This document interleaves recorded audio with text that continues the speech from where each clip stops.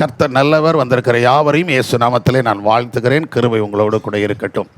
இந்த நாளுக்காக கர்த்தருடைய சமூகத்தில் நான் காத்திருந்து ஜெபித்துக் கொண்டபோது ஆவியானவர் எனக்கு உணர்த்தின ஒரு வேத வசனம் 2 நாளாகமும் 15:7.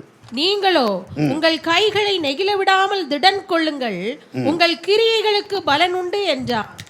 அல்லேலூயா.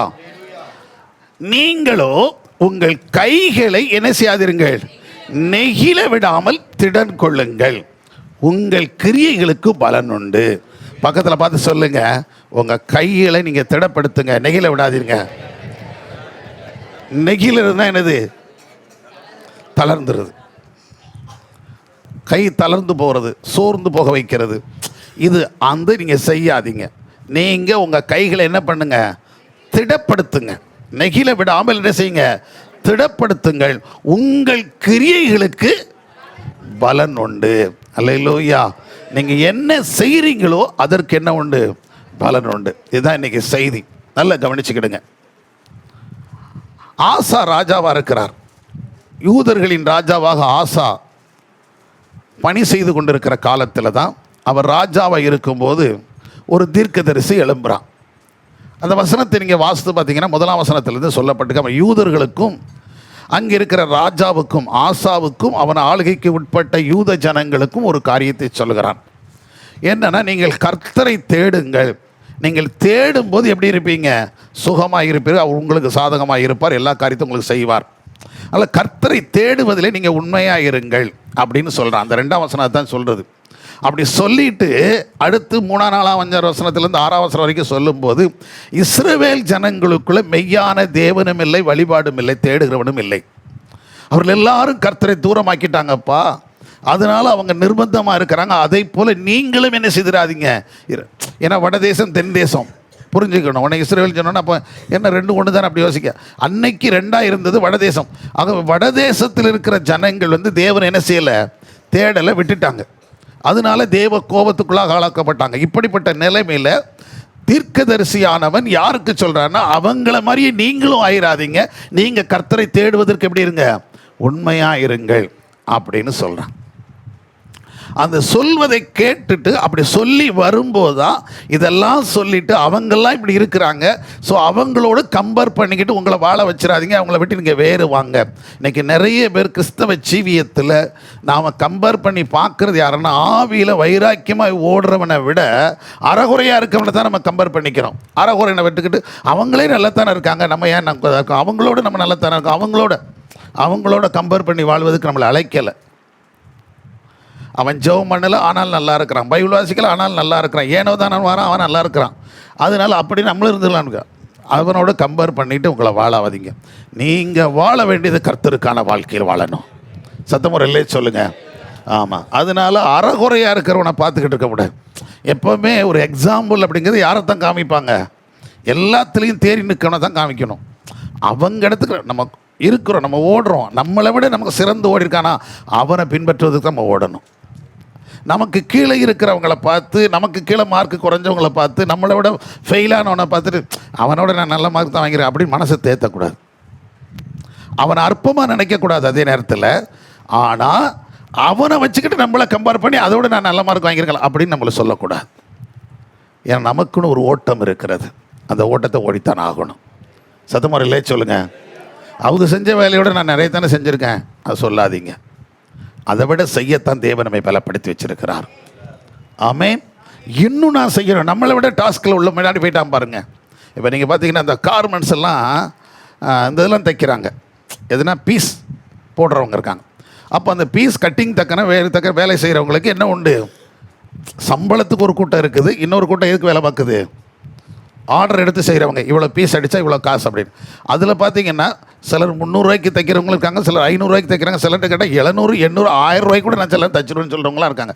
1000க்கு மேலே தைக்கிறவங்களும் இருக்கிறாங்க. நம்ம 300 ரூபா 400 ரூபா தைச்சிட்டு அவன் 200 ரூபாய்க்கு தைச்சா அதை விட நான் கூட 100 ரூபாய்க்கு தானே தைச்சிருக்கேன் அப்படின்னு சொல்கிறத விட அந்த 1100 ரூபாய்க்கு தைக்கிறால ஏன் அந்த அளவுக்கு நம்ம போகக்கூடாதுன்னு நம்ம நினைக்க வரணும். ஏமேன். புரியுதா புரியலையா? நம்முடைய ஓட்டம் யாருக்கு இருக்குன்னா, நம்மளை விட வேகமாக இருக்கிறவங்கள யோசிக்கிறத தவிர நம்மளோட பின்னாடி இருக்கவங்கள எந்த காரியத்தில் நினைச்சக்கூடாது, யோசிக்கக்கூடாது. ஆனால் அவங்கள தூக்கி விடுறதுக்கு யோசிக்க வேண்டும். அவங்கள கம்பேர் பண்ணி நான் நல்லா இருக்கிறேன் அப்படின்னு நினைக்கிறேன். அவங்களோட நான் நல்லா ஜெபம் பண்ணுறேன், அவங்களோட நான் நல்லா பைபிள் வாசிக்கிறேன், அவங்களோட நான் தேவனை தேடுதேன் அப்படின்னு சொல்லி நம்மளே திருப்தி ஆக்கிறாதீங்க. இன்னும் நான் ஓடணும். அதான் பக்தன் பாடுறான், தேவனே நான் உமதண்டையில் என்னோ நெருங்கி சேர்வதே என் நாவல் பூமியில். தேவனே நான் உமதண்டையில்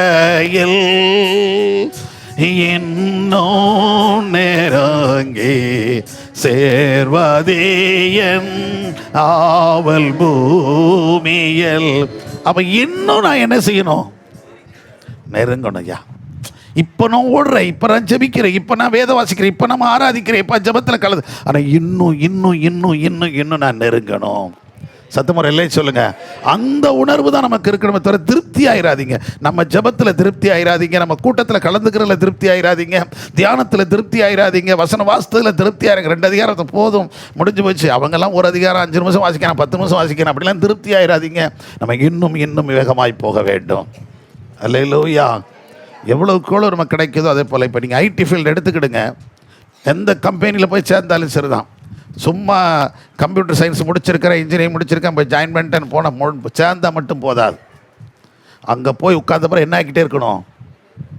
இம்ப்ரூவ்மெண்ட் பண்ணிக்கிட்டே இருக்கணும். இவங்களை வளர்த்துக்கிட்டே இருக்கணும். இல்லைன்னு சொன்னால் ஒரு நாள் என்ன பண்ணிடுவாங்க? தூக்கி வெளியே போட்டுருவாங்க. அதை நம்ம வளர்த்துக்கிற விதத்தை வச்சு தான் கம்பெனிகளில், அதில் இந்த விப்ரோ போன்ற கம்பெனிகள்லாம் பார்த்தீங்கன்னா, இன்ஃபோசிஸ், விப்ரோ போன்ற கம்பெனிகள்லாம் சரியான இது இல்லைன்னா என்ன செய்ய, ஒரு நாள் என்னைக்கு எத்தனை வருஷம் கழிச்சுலாம் தூக்கி விடுவோம். 10 வருஷம் 20 வருஷம் கழிச்சு கூட தூக்கி விட்டுருவாங்க. ஏன்னா உங்களோட வருத்தம் ஏறி மேலே வந்துடுவான். டாட்டா பொறுத்த வரைக்கும் அந்த மாதிரி கிடையாது. டிசிஎஸ்சில் ஓரளவுக்கு அப்படி எடுத்து அவங்கள மெயின்டைன் பண்ணி அப்படி கொண்டு போயிடுவாங்க. ஆனால் அவங்கெல்லாம் அப்படி வைக்க மாட்டாங்க. உங்களை என்ன பண்ணிக்கிட்டே இருக்கணும்? அப்டேட் ஆகிக்கிட்டே இருக்கணும், வளர்ந்துக்கிட்டே இருக்கணும். அதே போல் ஆவிக்குரிய ஜீவியத்தில் நம்ம வளர்ந்துக்கிட்டே இருக்கணும். இன்னும் இன்னும் இன்னும் வேகம் எடுக்கணும். அல்லேலூயா. அதைத்தான் அவன் சொல்கிறான். அவங்களோட நீங்கள் நல்லா இருக்கிறீங்க, அதை அவன் சொல்கிறான். அவங்களோட நீங்கள் நல்லா இருக்கிறீங்க. இஸ்ரவேலர்கள் என்ன பண்ணிட்டாங்க? வடதேசத்தில் இருக்கிறவங்க எல்லாருமே ஆண்டவரை மறந்துட்டாங்க, தேவனை தேடலை. அந்த வசனம் அப்படி தான் இருக்குது. அவங்கள மறந்துட்டாங்க, எல்லாத்தையும் விட்டுட்டாங்க. ஆனால் நீங்களும் அவங்கள மாதிரி ஆயிராதீங்க. இப்போ அங்கே தேவனும் இல்லை, தேவனை ஆராதிக்கிற ஆசாரியனும் கிடையாது. அதே போல் நீங்களும் ஆயிராதீங்க அப்படின்னு சொன்னான். சொல்லிட்டு தான் அவன் சொல்கிறான், நீங்கள் உங்கள் கைகளை என்ன செய்யுங்க? நெகிழ விடாதீங்க, திடப்படுத்துங்க. நீங்கள் என்ன செய்யுங்க? சோர்ந்துடாதீங்க. நம்ம இப்படிலாம் ஜெபம் பண்ணோமே, இப்படிலாம் உண்மையாக இருக்கமே, ஆனாலும் எங்களுக்கு இன்னும் கிடைக்கலையே அப்படின்னு நினச்சி போயிடாதீங்க. உங்கள் கைகளை திடப்படுத்துங்கள். உங்கள் கிரியைகளுக்கு என்ன உண்டு? பலன் உண்டு. சத்தமுறையிலே சொல்லுங்கள். இது தீர்க்கதரிசி சொன்ன உடனே அடுத்த 2 வசனத்தில் நீங்கள் வாசித்து பார்த்தீங்கன்னா, ஆசா அந்த 8ஆம் வசனம் 9ஆம் வசனத்தில் என்ன செய்கிறார் பாருங்க. ஆசா இந்த வார்த்தைகளையும் தீர்க்கதரிசியாகிய ஓதேதின் தீர்க்க தரிசனத்தையும் ஓபேதுடைய தீர்க்க தரிசனங்களையும் கேட்டபோது அவன் திடன் கொண்டு அருவருப்புகளை யூதா பென்யமீன் தேசம் அனைத்திலும் எப்பிராயீமின் மலை தேசத்தில் தான் பிடித்த பட்டணங்களிலும் இருந்து அகற்றி கர்த்தருடைய மண்டபத்தின் முன் இருக்கிற கர்த்தருடைய பலிபீடத்தை புதுப்பித்து அவன் யூதா பென்யமீன் ஜனங்களையும் அவர்களோட கூட எப்பிராயீமிலும் மனாசேயிலும் சிமியோனிலும் இருந்து வந்து அவர்களோடு சஞ்சரித்தவர்களையும் கூட்டினான்.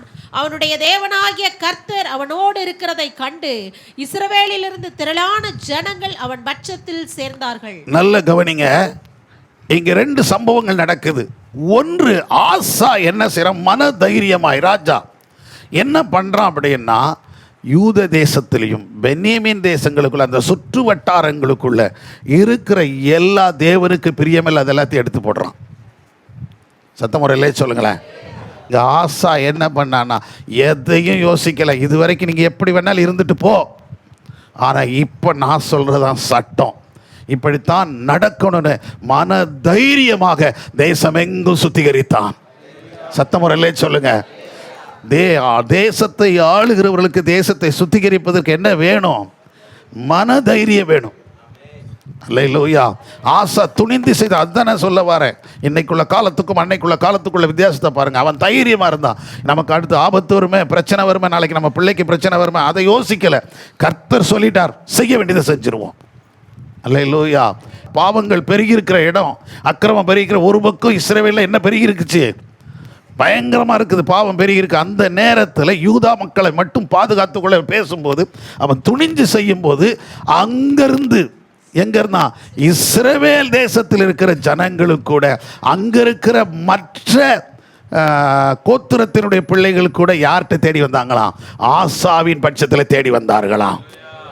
அப்படி என்றால் ஒரு பக்கம் இது ஆதரவு கொடுக்குற ஒரு கூட்டம் இருந்தால் 20% இவங்களுக்கு ஆதரவாக இருந்தால் 80% நல்லா இருக்கணும்னு சொல்லி எதிர்பார்க்குறவங்க ஒரு கூட்டம் இருக்கத்தான் செய்யும்.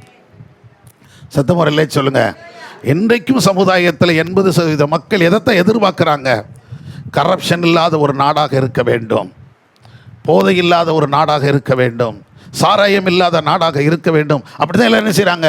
விரும்புகிறாங்க. ஏன்னா இன்றைக்கி நடக்கிற எல்லா சம்பவத்துக்கும் பின்னாடி இதுதான் உட்கார்ந்துருக்குது.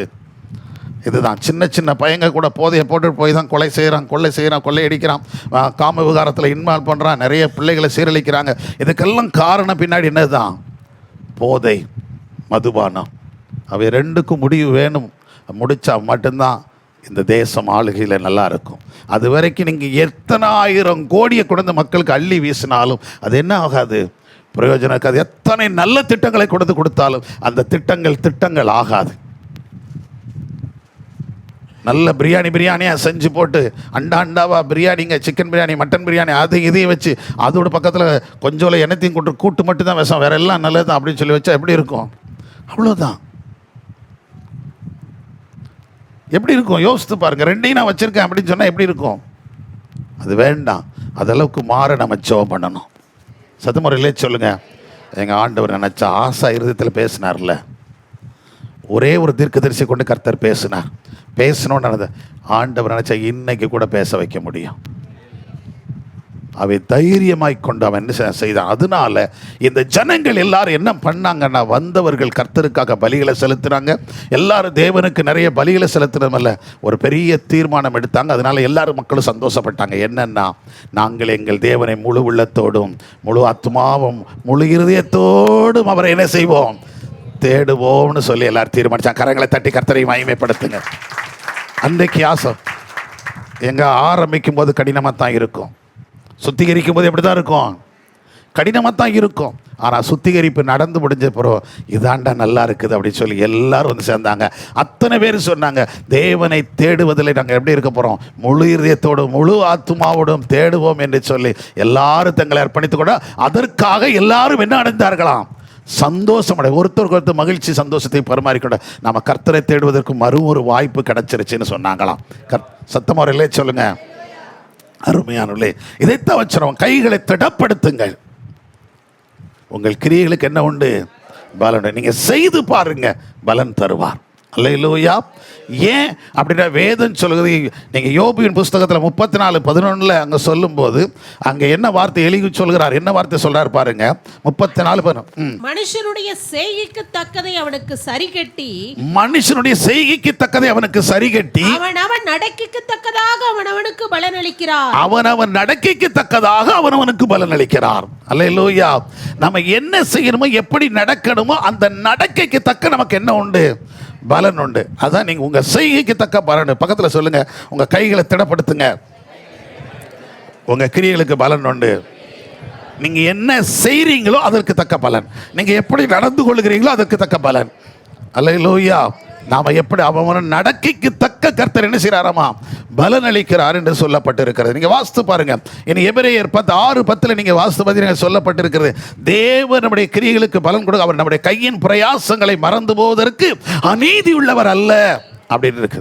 நம்ம இளமை காலத்தில், இந்த காலத்தில் எதெல்லாம் தேவனுக்காக வைராக்கியமாய் செய்தோமோ, பரிசுத்தவான்களுக்கு என்ன செய்தோமோ, நம்ம எவ்வளவு ஜெபிச்சோமோ, எவ்வளவு தேவ சமூகத்தில் காத்திருந்தோமோ, அதெல்லாம் தேவன் மறந்து போவதற்கு அனுமதியுள்ளவர் அல்ல.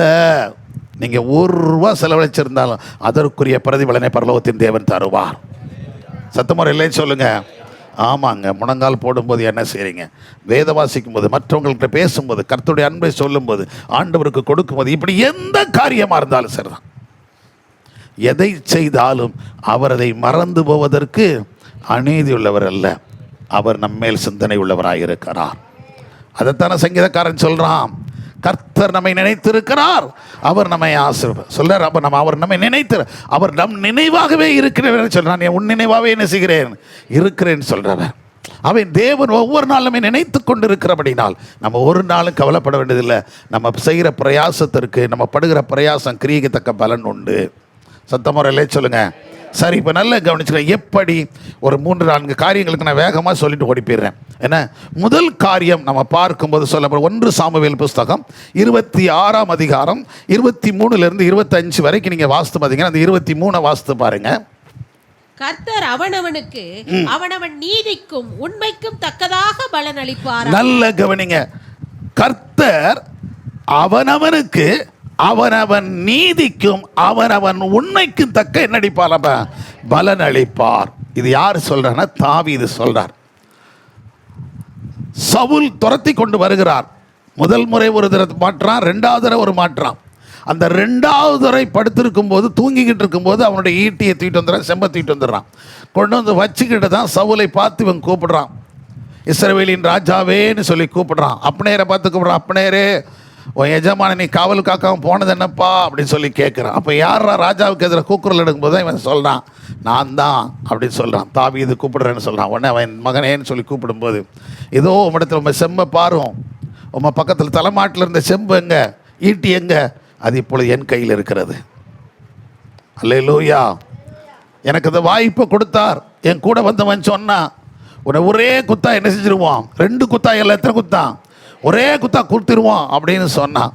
ஆனால் நான் அபிஷேகம் பண்ணப்பட்டேன் மேல் என்ன வைக்க மாட்டேன், கையை வேற போட மாட்டேன் அப்படின்னு நான் தீர்மானமாக இருந்தேன் அப்படின்னு சொல்லிட்டு அவன் சொல்கிறான், அவனவன் நீதிக்கும் அவனவன் உண்மைக்கும் தக்க கர்த்தர் பலன் அளிப்பார்.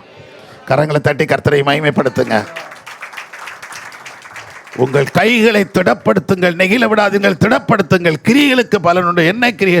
அவனவன் உண்மைக்கும் அவனவன் நீதிக்கும் தக்க பலனை கர்த்தர் கொடுப்பார். அல்லேலூயா.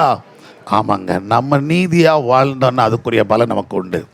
நம்ம உண்மையாக வாழ்ந்தோன்னா அதுக்குரிய, ஏன்னா உண்மையுள்ள மனுஷன் பரிபூர்ண ஆசீர்வாதங்களை என்ன செய்வான், பெறுவான்னு சொல்லியிருக்கு. ஆகவே நம்ம உண்மையாக இருக்கணும் கர்த்தர் சமூகத்தில்.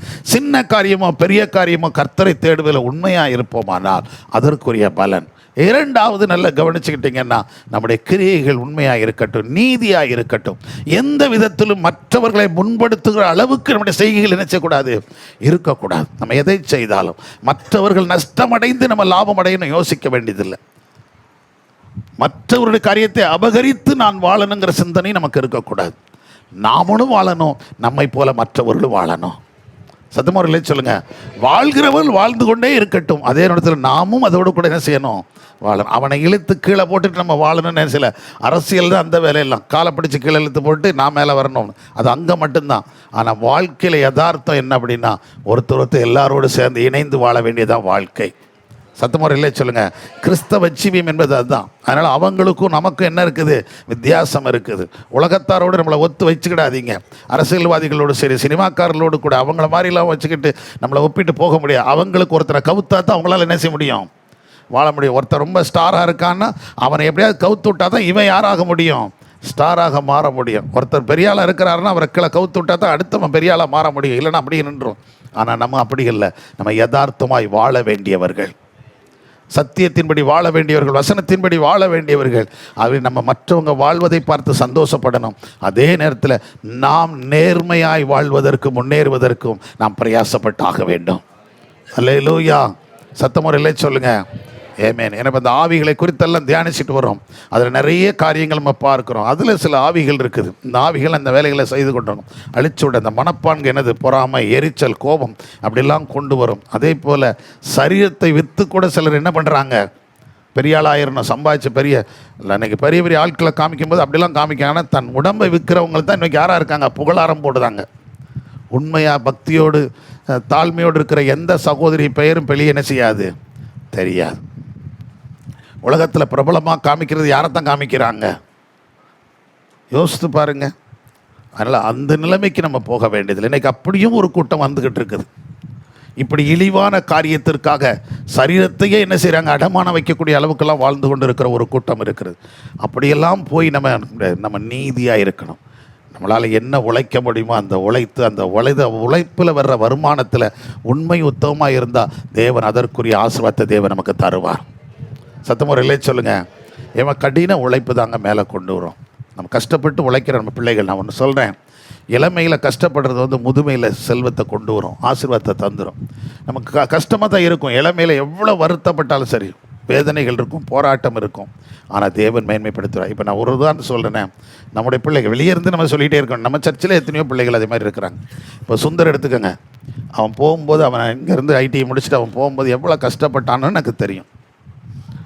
உடம்பை வருத்துவான், அவ்வளோ உழைப்பான், ராத்திரி பகல் இடுப்பு ஒடிச்சிருவாங்க, அப்படி வேலை, கடுமையான வேலை. அவன் எந்த வேலையை செஞ்சுனாலும் செய்வான். கொத்தனார் வேலையா உடனே செய்வான், மொசைக்கு பதிக்குமா உடனே செய்வான், பெயிண்ட் அடிக்கணுமா அடிப்பான், எந்த வேலையை செஞ்சுனா மண்ணெழுட்டு வாட அள்ளி போடுவான். எல்லாம் சர்ச்சில் மட்டும் இல்லை, வெளியவே அவன் வேலை பார்த்தது அப்படி தான். அப்படிலாம் போன இடத்துலாம் வேலை பார்த்தான், எந்த வேலைனாலும். எனக்கு தெரியும் இங்கே இருந்தவங்களுக்கெல்லாம் அப்படி இருப்பான். ஆனால் இன்னைக்கு அவன் லெவல் என்ன தெரியுமா? அவனுக்கு கீழே ஏராளமான இன்ஜினியர்ஸ் உட்கார்ந்துருக்கிறாங்க. சத்தமுறையிலே சொல்லுங்கள். அந்த இன்ஜினியர்ஸ் எம்இ முடித்தவன், பிஇ முடித்தவன் வர்றான், பிடெக் முடித்தவன் வர்றான், அவனை இன்டர்வியூ எடுக்க இவன் உட்காடுறான். சத்தமாக இல்லையே சொல்ல மாட்டேல. நான் அதைத்தான் சொல்லுதேன் முதல்ல இருந்து. நீ எங்கே இருக்க போகிறங்கிறத பார். அல்லேலூயா. தேவன் உயர்த்துவாருங்க. நம்ம கடின உழைப்புக்கு பலன் உண்டு. நம்ம இப்படியே தான் சாகணுமா? குறைஞ்சது 10 வருஷத்துக்கு மேலே உழைச்சிருப்பான், கஷ்டப்பட்டிருப்பான், அவன் எனக்கு நல்லா தெரியும். ஆனால் உழைப்புக்கு இன்றைக்கி என்ன கிடச்சிருக்குது? அங்கீகாரம் கிடச்சிருக்குது. அதான் உண்மை. அப்போ நம்ம உழைக்கும் போது இன்றைக்கி கிடைக்காது, உடனே கிடைக்காது. நம்மளை பார்க்குறவன் ஒரு லேபர் மாதிரி தான் பார்ப்பான், கஷ்டப்படுற மாதிரி தான் பார்ப்பான், கூலி மாதிரி தான், என்ன வேணாலும் பார்த்து போட்டோம். ஆனால் நம்ம தொழிலை சரியாக செய்யும் போது நம்மளை அறியாமலே நமக்கு உயர்வு வந்துக்கிட்டே இருக்கும். அல்லேலூயா. தேவன் மேன்மைப்படுத்துவார். அருமையானே, நான் எதுக்கு இதே மாதிரி ஒவ்வொருத்தரையும் சொல்லுவேன். பிரயாசப்படுறவங்களுக்கு பலன் உண்டு. அதனால் நீங்கள் பிரயாசப்படுங்க. முதல்ல அது தோல்வி மாதிரி தான் தெரியும், உங்களுக்கு சக்ஸஸ் ஆகாது. செய்கிற வேலைகளில் உங்களுக்கு சக்ஸஸ் கிடைக்காம தான் இருக்கும், பெரிய வரவேற்பு இருக்காது. ஆனாலும் நீங்கள் செஞ்சுக்கிட்டே இருங்க, நீங்கள் உண்மையாக இருங்க, நீங்கள் செய்ய வேண்டிய வேலையை கரெக்டாக செஞ்சுட்டே இருங்க. உங்கள் கைகளை திடப்படுத்துகிறவர் உங்களோடு கூட இருக்கிறார். அல்லேலூயா. உங்கள் கைகளின் கிரியைகளை ஆசீர்வதிக்கிற கர்த்தர் உங்களோடு என்ன செய்கிறார்? அவர் உங்களை பார்த்துக்கிடுவார். நீங்கள் செய்கிற நீதிக்கு தக்க உங்களுக்கு என்ன உண்டு? பலன் உண்டு. உங்கள் நீதிக்கு உண்மை, இது ரெண்டையும் நீங்கள் கடைபிடிச்சிக்கோங்க, இருதயத்தில் எழுதிக்கிடுங்க. நீதியாகவும் இருக்கணும், அதே நேரத்தில் எப்படி இருங்க? உண்மையாக இருங்க. உண்மை விட்டு விலகிறாதீங்க. வேறு வழியில் சம்பாதிக்கிறாங்களுக்கு வேண்டவே வேண்டாங்க. வேறு வழியில் வருமானங்கள் நமக்கு வேண்டாம். பழைய சோறும் ஊறுகாயும் போதும், பச்சை மிளகாயும் ஊறுகாயும் குழம்பு, பழைய சோறும் போதும், தொட்டு தின்னுட்டு நிம்மதியாக வாழ்ந்துடலாம். நான் பிரியாணியாக சாப்பிடுவேன்னு சொல்லி வேறு விதமான சம்பாத்தியத்தை கொண்டு வந்தால் அது நமக்கு ஒரு வேளை நல்லாவா தெரியலாம், நம்ம பிள்ளைகளுக்கு இல்லாமல் போயிடும், அடுத்த சந்ததிக்கு இல்லாமல் போயிடும். புரியுதுங்களா? கஷ்டப்பட்டு உழைக்கிறவன் என்னால் வாழ்ந்திருப்பான். எத்தனை பேர் சந்தோஷப்படுறீங்க? எனக்கு அது கிடைச்ச சந்தோஷம். அதனால் நம்ம சபையில் உள்ள பிள்ளைகள் அப்படிப்பட்டவங்க நீங்கள். அதனால தான் நான் தைரியமாக சொல்கிறேன். தேவன் இதை பார்க்குற ஒவ்வொருத்தருக்கும் நான் சொல்கிறேன், நீங்கள் உண்மையாக இருங்க, கர்த்தர் உங்களை ஆசீர்வதிச்சிருவார். அல்லேலூயா. உங்கள் உண்மைக்கு தக்க என்ன உண்டு? பலன் உண்டு. ஏன்னா எவரையும் மேன்மைப்படுத்தவும் பலப்படுத்தவும் அவராலே கூட. அந்த வசனம் அழகாக எழுதியிருக்கு பாருங்க. எங்கே எழுதியிருக்கு பாருங்க? 1 நாளாகமம் புஸ்தகம் 29:12 வாசித்து பாருங்க. ஐஸ்வர்யமும் கனமும் உம்மாலே ஐஸ்வர்யமும் கனமும் உம்மாலே வருகிறது, தேவரீர் எல்லாவற்றையும் ஆளுகிறவர். நல்ல கவனிங்க. ஐஸ்வர்யம் கனமும் உம்மாலே வருகிறது, தேவரீர் எல்லாவற்றையும் நீர் ஆளுகிறவர். உம்முடைய கரத்திலே சத்துவமும் வல்லமையும் உண்டு. உம்முடைய கரத்திலே சத்துவமும் வல்லமையும் உண்டு. எவரையும் பலப்படுத்தவும் மேன்மைப்படுத்தவும் உம்முடைய கரத்தினாலே ஆகும். கரங்களை தட்டி கர்த்தரை மகிமைப்படுத்துங்க. Give thanks unto the Lord. Yes, அவரால கூடும். பக்கத்தில் பார்த்து சொல்லுங்க, என்ன கூடும்? உங்களை பலப்படுத்தவும் உங்களை மேன்மைப்படுத்த அவராலே கூடும். அல்லேலூயா. அவர்னா யாரு தான்? நம்ம அப்பன் இயேசு தான். அல்லேலூயா. அவர் யாரை வேணாலும் உயர்த்த முடியும், யாரை வேணாலும் ஆசீர்வதிக்க முடியும், யாரை வேணாலும். ஐஸ்வர்யம் அவர் கொடுக்கிறது, கிருபை அவர் கொடுக்க, தயவு அவர் கொடுக்கிறது, செல்வம் அவருக்குடையது, எல்லாம் அங்கே உள்ளது. ஏன்னா வெள்ளியும் பொண்ணும் அவருடையது தான், செல்வம் எல்லாம் அவருடையது. அவர் அதிலிருந்து நமக்கு என்ன வேணாலும் கொடுத்துருவார். நாம் மட்டும் எப்படி இருந்தால் போதும்? நேர்மையாக இருப்போம். அல்லேலூயா. கொஞ்சத்தில் நம்ம எப்படி இருக்கணும்? ஒன்று, அவ்வளோதான். சின்ன சின்ன காரியத்தில் நம்ம உண்மையாக இருப்போம், தேவன் மகத்துவமான காரியத்தை நமக்கு செஞ்சிருவார். அடுத்து நம்ம பார்க்கிறது, 2வதாக பார்க்கிறோம், ஆதியாகமம் 49:28. இவர்கள் எல்லாரும் இஸ்ரவேலின் 12 கோத்திரத்தார் அவர்களுடைய தகப்பன் அவர்களை ஆசீர்வதிக்கையில் அவர்களுக்கு சொன்னது இதுதான், அவனவனுக்குரிய ஆசீர்வாதம் சொல்லி அவனவனை ஆசீர்வதித்தான். அவனவனுக்குரிய ஆசீர்வாதம் அவனவனுக்கு கிடைக்கும்.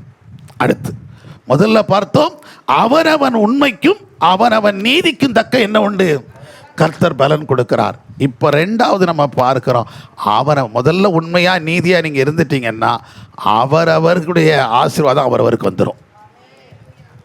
பக்கத்தில் பார்த்து சொல்லுங்க, உங்களுக்குரிய ஆசீர்வாதம் உங்களுக்கு வரும். அதுக்கு முன்னாடி என்ன தான் டைட்டிலு, அதுக்கு முன்னாடி என்ன வச்சுக்கிடுங்க, நீங்கள் உண்மையாக இருங்க, நீங்கள் நீதியாக இருங்க, உங்கள் ஆசீர்வாதம் உங்களுக்கு வந்துடும். அவ்வளோதான். அல்லேலூயா. அவனவன் நீதிக்கும் அவனோட உண்மைக்கும் தருகிறவர் அவனுக்கு தேவையான ஆசீர்வாதத்தை அவனவனுக்கு தந்துடுவார். என்னை எப்படி ஆசீர்வதிக்கணும் ஆண்டவருக்கு தெரியும், உங்களை எப்படி ஆசீர்வதிக்கணும் அவருக்கு தெரியும். ஒவ்வொருத்தருக்கும் ஒவ்வொரு தேவைகள் இருக்கும், ஒவ்வொருத்தருக்கும் ஒரு ஆசீர்வாதம் வேண்டும். எல்லாருக்கும் ஒன்று போல கர்த்தர் நினைச்ச மாட்டார், கொடுக்க மாட்டார். நான் அதை அடிக்கடி சொல்லுவேன். ஒரே சாப்பாடு எல்லாருக்கும் பிடிக்குமா? இங்கே ஒவ்வொருத்தரையும் கேட்டிங்கன்னா இன்றைக்கி மத்தியானம் ஒரு ஸ்பெஷலாக சாப்பிட்லாம், என்ன சாப்பிட்லாம் அப்படின்னு கேட்டால் ஒவ்வொருத்தரும் ஒன்று ஒன்று சொல்லுவீங்க. உங்களுக்கு பிடித்தமான சாப்பாடை சொல்லுங்கள் அப்படின்னு சொன்னால் என்ன செய்வீங்க, கோயில்பேட்டில் கிடைக்காத சாப்பாடெலாம் சொல்லுவீங்க, எனக்கு இதான் பிடிக்கும் அப்படின்னு சொல்லுவீங்க. செய்து தர முடியாதெல்லாம் சொல்லுவீங்க. அப்படி தானே? ஏன்னா ஒவ்வொருத்தருக்கும் என்ன இருக்குது, அப்படி தானேங்க? ஆமாவா இல்லையா? ஒன்றும் இல்லை ஆமான்னு சொல்லுங்கள், இல்லைன்னு சொல்லுங்கள். ஒன்றுமே சாப்பிட மாட்டேன்னாலும் அதை சந்தோஷப்பட்டுக்கலாம். எதனாலும் ஒன்று இருக்குல்ல, ஒவ்வொருத்தருக்கும் ஒரு இது இருக்குது. எல்லாரும் எல்லாம் திருப்தி அடைவதில்லை. ஆனால் என்ன பண்ணுறோம், இப்போ ஃபங்க்ஷனுக்கு போகிறோம், ஒரு காரியத்தில் சேர்றோம், ஒரு கூட்டத்தில் இருக்கும்போது அங்கே என்ன போடுறாங்களோ நம்ம என்ன பண்ணிக்கிறோம், விரும்புகிறோமோ விரும்பலையோ, சரி வயிற்றுக்கு நல்லா இருக்கிற டேஸ்ட் இருக்குது, நல்லா இருக்கு சாப்பிட்றோம் அப்படின்னு போகிறோம். ஆனால் நம்ம விரும்புகிறதுக்குன்னு ஒரு சாப்பாடு இருக்குது. ஒவ்வொருத்தருக்கு பிரியமுள்ள சாப்பாடுன்னு ஒன்று என்ன செய்யுது இருக்குது. அதே மாதிரி தான் வஸ்திரங்களுமே, எல்லா வஸ்திரங்கள் தான். ஆனால் நம்ம உடுத்ததுக்குன்னு சில வஸ்திரங்களை நம்ம வச்சுருக்கோம் பார்த்தீங்களா, இது நமக்கு பிரியமானது அப்படின்னு சொல்லி எடுக்கிறோம் பார்த்தீங்களா. எல்லாருக்கும் பிடிச்ச கலர் நமக்கு என்ன செய்யாது, பிடிக்காது. ஒவ்வொருத்தருக்கும் ஒவ்வொரு கலர் இருக்குது. ஆமாம் தானே? ஆமாம். ஒவ்வொருத்தரையும் கேட்டு பாருங்கள், ஒவ்வொருத்தரும் ஒரு கலர் சொல்லுவாங்க. சிலர் இல்லாத கலரையே சொல்லுவாங்க. இவங்களே ஒரு புது கலரை கண்டுபிடிச்சிருப்போம், எனக்கு அதுதான் பிடிக்கும்பாங்க, அதை தேடி பிடிச்சா கூட கண்டுபிடிக்க முடியாது, அப்படிப்பட்ட கலர். புரியுதுங்களா? ஆமாவா இல்லையா? ஆமாம். அதனால சில அப்படி கலரை தேடி தான் பெண்ணையும் மாப்பிள்ளையும் எங்கேயாவது விட்டுருந்தாங்க. ட்ரெஸ்ஸில் கலரை கண்டுபிடிச்சா அப்படிலாம் எதுலேயும் கலரை பார்க்காங்க, உருவத்துலேயும் கலரை தேடி தெரியுதாங்க. கலரை தேடி வேறு இடத்துல போயிட்டு வேறு கலரை கண்டுபிடிச்சிட்டு வந்துருந்தாங்க. ஆகவே நான் என்ன சொல்கிறேன், எல்லாத்தையும் விட்டுருக்கேன். இந்த எண்ணங்கள் சிந்தனைகள் நம்ம ஒவ்வொருத்தருக்கு இருக்கு. அப்படி இருக்கும்போது ஆசீர்வாதம் மட்டும் ஒரே ஆசீர்வாதம் வருமா ஐயா? ஒரே ஆசீர்வாதம் வருமா? இல்லை. ஒரே ஆசீர்வாதம் கொடுத்தா என்ன ஆகும், ஒருத்தருக்கு அது பிரயோஜனமாக இருக்கும், இன்னொருத்தருக்கு அது என்ன ஆகாது, பிரயோஜனமாகாது. அது இப்போ 1000 ரூபா மாதிரி, இலவச பஸ் மாதிரி. சிலருக்கு அது என்னது பிரயோஜனம், சிலருக்கு அது ஆடம்பரம். அந்த பஸ் எப்படி ஆகுது, சிலருக்கு அத்தியாவசியம், சிலருக்கு அது எப்படி ஆகுது, ஆடம்பரம். நான் சொல்கிறது புரியும்னு நினைக்கிறேன். ஏன்னா எல்லாருக்கும் எல்லா ஆசீர்வாதமும் என்ன ஆகாது, அது ஒரு ஆசீர்வாதம் தானேங்க, வர்றது நல்லது தானே, ஒரு சந்தோஷம் தானே, நன்மை தானே. ஆனால் அது எல்லாருக்கும் பிரயோஜனமாகுதானா, எல்லாருக்கும் என்ன ஆகாது. அதே மாதிரி தான் தேவன் நமக்கு தர்றது என்னென்னா, எனக்கு தர்ற ஆசீர்வாதத்தை உங்களுக்கு தந்தால் அது என்ன ஆகாது, சொல்லுங்களேன், பிரயோஜனமாகும்னு நினைக்கிறீங்க? ஆகாது. உங்களுக்கு என்ன ஆசீர்வாதம் தரணுமோ அதுதான் கர்த்தர் தருவார். பக்கத்தில் சொல்லுங்கள், உங்களுக்குரிய ஆசீர்வாதம்னு ஒன்று இருக்குது, அதை தேவன் உங்களுக்கு தந்தருளுவார். அல்லேலூயா. ஏன்னா அவர் சொல்றார், எல்லா ஜனத்தை பார்க்கணும் நான் என்ன செய்யணும் சொல்றாரு, ஆசீர்வதிக்க. நீங்கள் வாசித்து பாருங்க, உபாகமம் 7:13-15 வரைக்கும் என்ன ஆசீர்வதிக்கணும் அவர் விரும்புகிறார். அவனவனுக்குரிய ஆசீர்வாதம் அவனவனுக்கு தருவேன்னு சொல்கிறார்ல. அப்போ என்ன ஆசீர்வாதம், அந்த வசனத்தை நிறைய இருக்குது. 1-2 மட்டும் வாசிட்டு அப்படி ஜெபம் பண்ணிடுவோம். நல்லா கவனிங்க, வாசிங்க. உன்மேல் அன்பு வைத்து உன்னை ஆசீர்வதித்து உனக்கு கொடுப்பேன் என்று உனக்கு ஆணையிட்டு கொடுத்த தேசத்தில் உன்னை பெருக பண்ணி உன் கற்பக்கனியையும் உன் நிலத்தின் கனிகளாகிய தானியத்தையும் திராட்சரசத்தையும் எண்ணெயையும் உன் மாடுகளின் பலனையும் உன் ஆட்டு மந்தைகளையும் ஆசீர்வதிப்பார். சகல ஜனங்களை பார்க்கிலும் கர்த்தர் உன்னை ஆசீர்வதிப்பார். அல்லேலூயா. ஆடு பந்தயம், மாட்டு பந்தயம், அது இது எல்லாத்தையும் சொல்கிறார் பாருங்க. அப்போ சிலருக்கு ஆடு ஆசீர்வதிக்கப்படணும், சிலருக்கு மாடுகள் ஆசீர்வதிக்கப்படணும், சிலருக்கு நிலம் ஏன்னா அவங்க கிட்ட என்ன இருக்குது அதுதானே ஆசீர்வதிக்கப்படணும். எல்லாருக்கும் எல்லா ஆசீர்வாதமும் இருக்காது இல்லையா? இருக்குமா? இருக்காது. சகல ஜனங்களை பார்க்கலும் நான் என்ன செய்வேன்? ஆசீர்வதிப்பேன். அதனால என்ன சொல்றாரு பாருங்க அடுத்து, உங்களுக்குள்ளும் உங்கள் மிருக ஜீவன்களுக்குள்ளும் ஆணிலாகிலும் பெண்ணிலாகிலும் மலடு இருப்பதில்லை. ஆணிலாகிலும் பெண்ணிலாகிலும் என்ன செய்வதில்லை? மலடு இருப்பதில்லை. கர்த்தர் சகல நோய்களையும் உன்னை விட்டு விலக்குவார். ரெண்டு காரியத்தைங்க சொல்றாரு பாருங்க. ஒன்று, குழந்தை பாக்கியத்தை நான் தந்துடுவேன். குழந்தை இல்லையேங்கிறத என்ன செய்யக்கூடாது? சொல்ல வேண்டிய இந்த வசனத்தை வச்சு ஜெபம் பண்ணுங்க.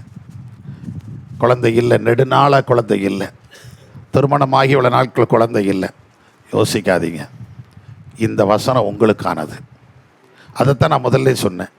அவரவருக்குரிய ஆசீர்வாதத்தை அவரவருக்கு தருவார் அப்படின்னு சொல்லி.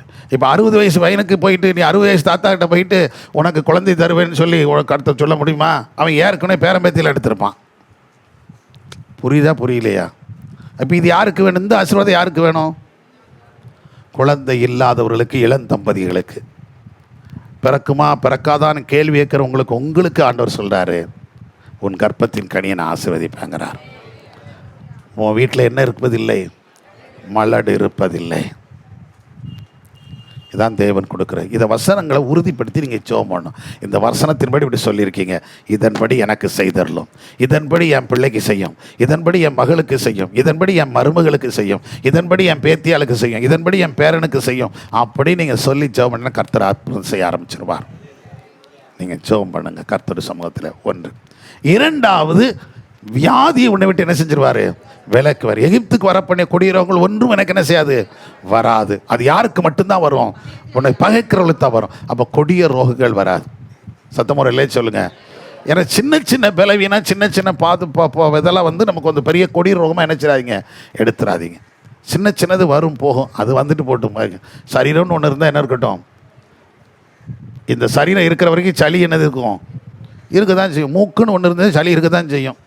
இல்லைன்னா அதை வெட்டி போட்டுடணும், அவ்வளோதான். வெட்டிட்டு சாந்து வச்சு பூசிட்டா அது வேணால் இல்லாமல் இருக்கலாம். ஆனாலும் தொண்டை ஒன்று இருக்குல்ல, தொண்டைக்குள்ளே இருந்தால் வருது, பிரச்சனை இருக்குல்ல இல்லையா? ஆமாம். அப்போ தொண்டைக்குள்ளே எப்படி சமைக்கிற வேண்டிதான். அது நல்லா கவனிச்சிடும். அதனால இது வந்து பிரச்சனை இல்லை. இந்த சளி, காய்ச்சல், இருமல், தலைவலி இதெல்லாம் ஒரு பெரிய மேட்டராகவே நினச்சிக்கிடாதீங்க.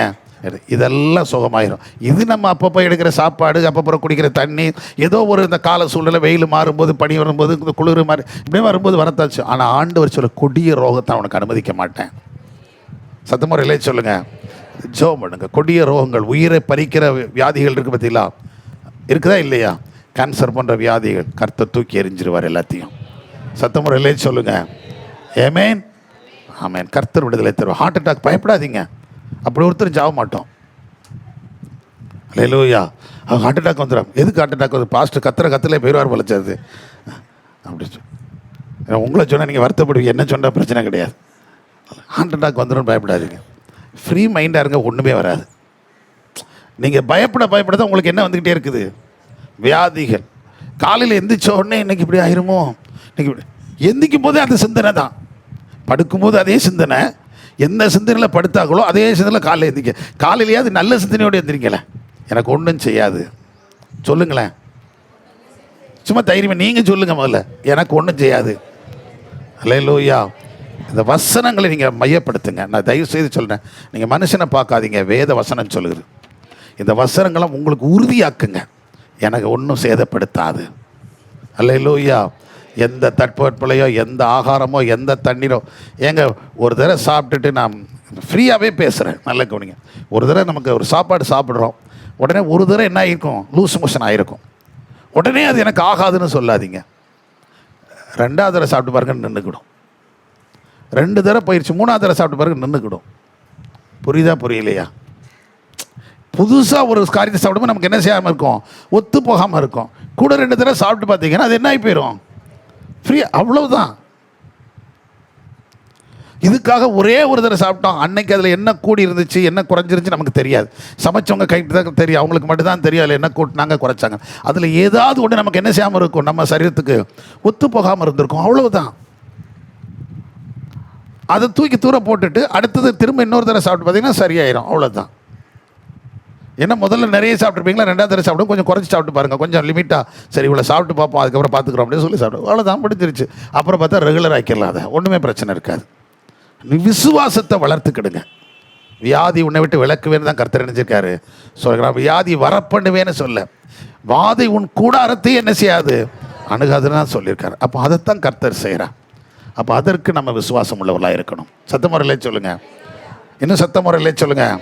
ஆமாம், அது மாத்திரமல்ல, 15ஆம் அதிகாரத்தில் நீங்கள் வாசித்து பார்த்தீங்கன்னா உபாகம் 15:5-6 வாசிக்கும் போது அங்கே சொல்லப்பட்டிருக்கிறது, உன் தேவனாகிய கர்த்தர் உனக்கு சுதந்தரிக்கும்படி கொடுக்கும் தேசத்தில் உன்னை மென்மேலும் ஆசீர்வதிப்பார். உன்னை மென்மேலும் ஆசீர்வதிப்பார். உன் தேவனாகிய கர்த்தர் உனக்கு சொன்னபடி உன்னை ஆசீர்வதிப்பதினால், உன்னை சொன்னபடி உனக்கு, நல்ல கவனிங்க, நீங்க ஆண்டவர் உங்களுக்கு என்ன சொன்னார் அங்க சொல்லும்போது சகல ஜனங்களை பார்க்கலாம் நான் என்ன செய்வேன்றாரு, ஆசீர்வதிப்பேன்னு சொன்னார்.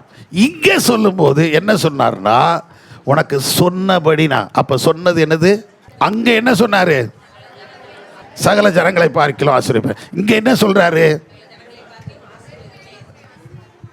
நான் உனக்கு சொன்னபடி. அப்ப நான் சகல ஜனங்களை பார்க்கல உன்னை ஆசீர்வதிப்பேன்னு சொன்னமில்ல, அதன்படி உன்னை மேல் மேலும் ஆசீர்வதிப்பேன். கரங்களை தட்டி கர்த்தர். இப்ப ஒரு வசனத்தை ஒரு வசனத்துக்குள்ள என்ன பண்ணி பாருங்க, லிங்க் பண்ணி பாருங்க, கோர்த்து பாருங்க.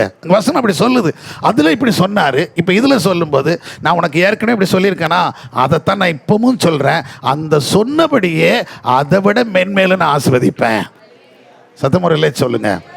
அதனால நீ என்ன செய்வாய், அநேக ஜாதிகளுக்கு என்ன கொடுப்பாய், கடன் கொடுப்பாய், நீயோ கடன் வாங்காதிருப்பாய். அல்லேலூயா. அப்போ நம்மளோட கையின் பிரயாசத்தை தேவன் ஆசீர்வதிக்கிறாருங்க. ஆமென். உங்கள் கையை பாருங்களேன், உங்கள் கையை பாருங்கள், என் கையை பார்க்காதீங்க, உங்கள் கையை பாருங்கள். நீங்கள் சம்பாதிக்கிற கை தானே, நீங்கள் உழைக்கிற கை தானே, உங்கள் கையின் பிரயாசத்தை தேவன் ஆசீர்வதிப்பாருங்க. அல்லேலூயா. நீங்கள் உழைப்புற கையாக இருந்தால் உங்கள் கையை பார்த்துறாதீங்க, உழைக்கிற கையாக இருந்தால் என்ன செய்யுங்க பாருங்கள். என்ன வேலைங்கெல்லாம் யோசிக்காதீங்க. இந்த வேலையை பார்த்தா தான் இல்லை, அந்த வேலையை பார்த்தா, சாக்கடல்னாலும் வேலை தான், மழை அள்ளுனாலும் அது என்னது தான், வேலை தான், குப்பைனாலும் என்னது தான், வேலை தான். உட்காந்து பேனா படித்து எழுதினா தான் வேலையெல்லாம் கிடையாது, கம்ப்யூட்டரை போய் தட்டினா தான் வேலையெல்லாம் கிடையாது. உடலை வருத்தி என்ன வேலை பார்த்தாலும் அது என்னது தான், வேலை தான். சமையல் பண்ணாலும் அது என்னது தான், வேலை தான். துணி துவைச்சாலும் அது என்னது தான், வேலை தான். பாத்திரம் கழுவி கொடுத்தாலும் அது என்னது தான், வேலை தான். அதனால் நல்லா புரியுது, என்ன வேலை செய்கிறீங்களோ அந்த வேலையிலிருந்து கர்த்தர் நம்மளை ஆசீர்வதிக்க போகிறார். சத்தமுறையிலே சொல்லுங்க. ஆமாங்க. அதனால எந்த வேலையும் யாரையும் எப்படி பார்க்காதீங்க, குறைவாகவும் இழிவாகவும் என்ன செஞ்சிடாதீங்க, பார்த்துடாதீங்க. ஒவ்வொருத்தரும் ஒவ்வொரு செய்கிறத்தொரு வேலையினால தான் இன்னொருத்தர் நல்லா இருக்க முடியுது. அவ்வளோதான். இப்போ இந்த ஆடு மாடை கூட சிலர் வந்து அற்பமாக பேசுவாங்க. ஆடு மேய்க்க நம்ம அன்னைக்கு காலத்தில் அப்படி தான் சொன்னாங்க. அன்றைக்கி வாத்தியாரே அப்படி தான் திட்டுவார் ஸ்கூலில், இல்லை நீ படிக்கலனா மாடு மேய்க்க தான் போகணும். அப்படியாவது ஒரு பாக்கியம் கொடுத்துருந்தா கூட பெரிய ஆளாக இருப்பாங்க. இன்னைக்கு படித்தவெல்லாம் எங்கே மேய்க்கிறான், MBA முடிச்சுட்டு பெரிய பெரிய மேனேஜராக இருந்தவன் வேலையை தூக்கி போட்டு எங்கே வந்து நிற்கிறான், கிராமத்தில் மாடு மேய்க்க வந்துட்டான், ஆடு மேய்க்க வந்துட்டான், பண்ணை வச்சுருக்கிறான். எதுக்கு இப்பவும் நிறைய பேர் எதாவது பிளான் பண்ணுறாங்க. எனக்கு தெரிஞ்சு என்கிட்ட பேசுகிறவங்க நிறைய பேர் சொல்கிறத கேட்டிருக்கிறேன். என்ன பிளான் அப்படின்னா, உடனே கொஞ்ச நாள் ஓடுவோம் சார், இன்னும் ஒரு 2 வருஷம் இருக்குது, அதுக்குள்ளே ரிட்டையர்ட் ஆயிடுவோம்ல, அதனால் ஒரு பண்ணை போடலான்னு யோசிச்சுட்டு இருக்கோம். என்ன பண்ணேன் அப்படின்னு கேட்டேன். உடனே ஒரு மாட்டு பண்ணை, கோழி பண்ணை, ஆட்டு பண்ணை ஏதாவது ஒன்று போட்டுட்டு அப்படியே அங்கே உட்காந்துட்டு நம்ம பார்த்துட்டு போயிட்டே இருக்கலாம்ல, கொஞ்சம் மைண்டு எப்படி இருக்கும், ரிலாக்ஸாக இருக்கும். நம்மளும் அதை செஞ்ச, நம்ம வேலையும் சும்மா இல்லாமல் வேலை செஞ்ச மாதிரி இருக்கும், ஒரு வருமானம் வந்த மாதிரி இருக்கும், நம்மளும் ஃப்ரீயாக இருக்காமல் நம்ம நினைஞ்சு. நல்லா கவனிச்சிட்டிங்களா, எதுவும் அற்பமானது கிடையாது. ஆனால் உழைக்கணும்னு சொல்லுவதுக்கு போது அதுக்கு தீர்மானம் என்னென்னா நம்ம உழைச்சாகணும், அவ்வளோதான். கோழி பண்ணைன்னு வச்சா என்ன அள்ளிதாகணும், மாட்டு பண்ணைன்னு வச்சா என்ன அள்ளிதாகணும், சாணி அள்ளிதான் ஆகணும். ஆட்டு பண்ணைன்னு வச்சா புழுக்கையை பிறக்கி தான் ஆகணும். அதை செய்வதுக்கு அருவருப்பு பட்டால் என்ன செய்ய முடியாது. ஏங்க ஒருத்தர் அருவர் இருக்கிறாங்க, என்ன சாணியாக அள்ளிட்டு இருக்க, மாடு பால் எங்கேருந்து குடிக்க, நம்மளை பார்த்து சாணி எழுதுவனை பார்த்து அப்படி வெறுப்பாக சொல்கிறான்ல, சாணி எழுதான் அப்படி நீ பால் எங்கேருந்து குடிக்க, நான் சாணி எல்லாம் போய் தான் நீ என்ன குடிக்க. புரியுதா உங்களுக்கு? ஒருத்தர் சாணி எல்லாம் போய் தான் இன்னொருத்தர் வீட்டில் என்ன வருது, பால் குடிக்க முடியுது. நீ அப்படியே கட்டியாக தயிர் வேணும் அப்படிங்கிறல, அந்த கட்டி தயிர் எங்கேருந்து வரும், கல்லுலையும் பாறையில் இருந்தால் வெட்டி எடுக்க முடியும். அது 10 பேர் மாட்டுக்கு சாணி எழுந்தது பிறகு தான் வந்து சேருது. அவன் அதை பராமரித்து அதுக்கு தேவையானதை செய்து இதெல்லாம் இப்போ தீவனங்கள் அது இதுன்னு போட்டு முன்னாடி நிறைய கிராமத்தில் செய்வாங்க. இப்போ எல்லா மாடும் கண்டகவே மாடும் வந்துருச்சு. முன்னாடி வந்து நாட்டு மாடு இருந்துச்சு, நாட்டு பசுக்கள். இப்போ சிந்துடா அதுடா இதுடான்னு பாலுக்காக என்ன பண்ணிட்டாங்க, நிறைய குளப்படம் உள்ள கொண்டு வந்து கலப்பட பசுக்களை உள்ளே இறக்கிட்டாங்க. முன்னாடி பார்த்திங்கன்னா இந்த எருவு மாடு இருக்கும், அப்புறம் பசு மாடு இருக்கும். இது 2 நாட்டு மாடு தான். இந்த மாடுகளுக்கு நீங்கள் பார்த்தீங்கன்னா அவங்க பசு மாட்டுக்கு மேக்சிமம் என்ன வைப்பாங்கன்னா பருத்தி கொட்டையும் புண்ணாக்கும் ரெகுலராக வைப்பாங்க. வடு தண்ணி களை தண்ணிலாம் போடுவாங்க, ஊற்றுவாங்கல்ல, அதில் எதை கலக்குவாங்க, பருத்தி கொட்டையும் புண்ணாக்கும் கலக்கி தான் அரைச்சி ஊற்றுவாங்க, ஊற போட்டுருவாங்க. எல்லாம் மாடு வச்சுருக்க வீட்டில் அத்தனை வீட்லேயும் சாயந்தரம் என்ன கிடக்கும், பருத்தி கொட்டை இது ஊற போட்டுருவாங்க. காலையில் எந்திரிச்சோன்னே செய்வாங்க, ஆட்டி அப்போ இந்த கல் தானே ஆட்டி அதை ஊற்றிடுவாங்க. ஊற்றி அதில் தான் பால் கறக்குறது. இப்போ அப்படிலாம் என்ன செய்யாது, பருத்தி கொட்டை புண்ணாக்கெல்லாம் கிடையாது. சரி, இப்போ எப்படி கொடுத்தாங்கன்னு தெரில நமக்கு. ஆமாம், இப்போ எல்லாமே இந்த வெட்டி சோளம் சொங்கு கும்புன்னு போட்டு அதெல்லாம் பண்ணையில் கொண்டு வந்து பார்த்திங்கன்னா இன்னும் வேறு வித்தியாசமாக இருக்குது. ஆடையே வந்து அது திங்குற மாதிரி வியாபாரம் சக்கு திங்கிறது இல்லை. அன்னைக்கு அப்படியே கொலையை கொண்டு வந்து போட்டுருவாங்க. அது பாட்டு நறுக்குன்னு தட்டை எல்லாத்தையும் சேர்த்து கடிச்சிட்டு அது மிதித்து உழைப்பெல்லாம் போடும். இப்போ அப்படி கிடையாது, எல்லாம் பொடிசாக கட் பண்ணி நம்ம ஆளு கரும்பு உரித்து வெட்டி கொடுக்காம பாருங்க. நம்ம பிள்ளைகளுக்கெல்லாம் அப்படி தான் கரும்பு வாங்கி கரும்பு என்ன செய்யுது, இப்படி ஒரு செதுக்கு 4 செதுக்கு அப்படி சதுரமாக்கிடுறான், இங்கிட்டுள்ளன்னு தள்ளிடுறான். நம்ம அந்த தோலை கூட விடுறதில் கடிச்சிடுவோம். கரும்பு சக்கை இப்படி கடித்து இழுக்கும் போதே முதல்ல அதை தூர போடுறது கிடையாது. என்ன செய்யுது, அதில் கொஞ்சம் அது ஒரு டேஸ்ட் இருக்குது.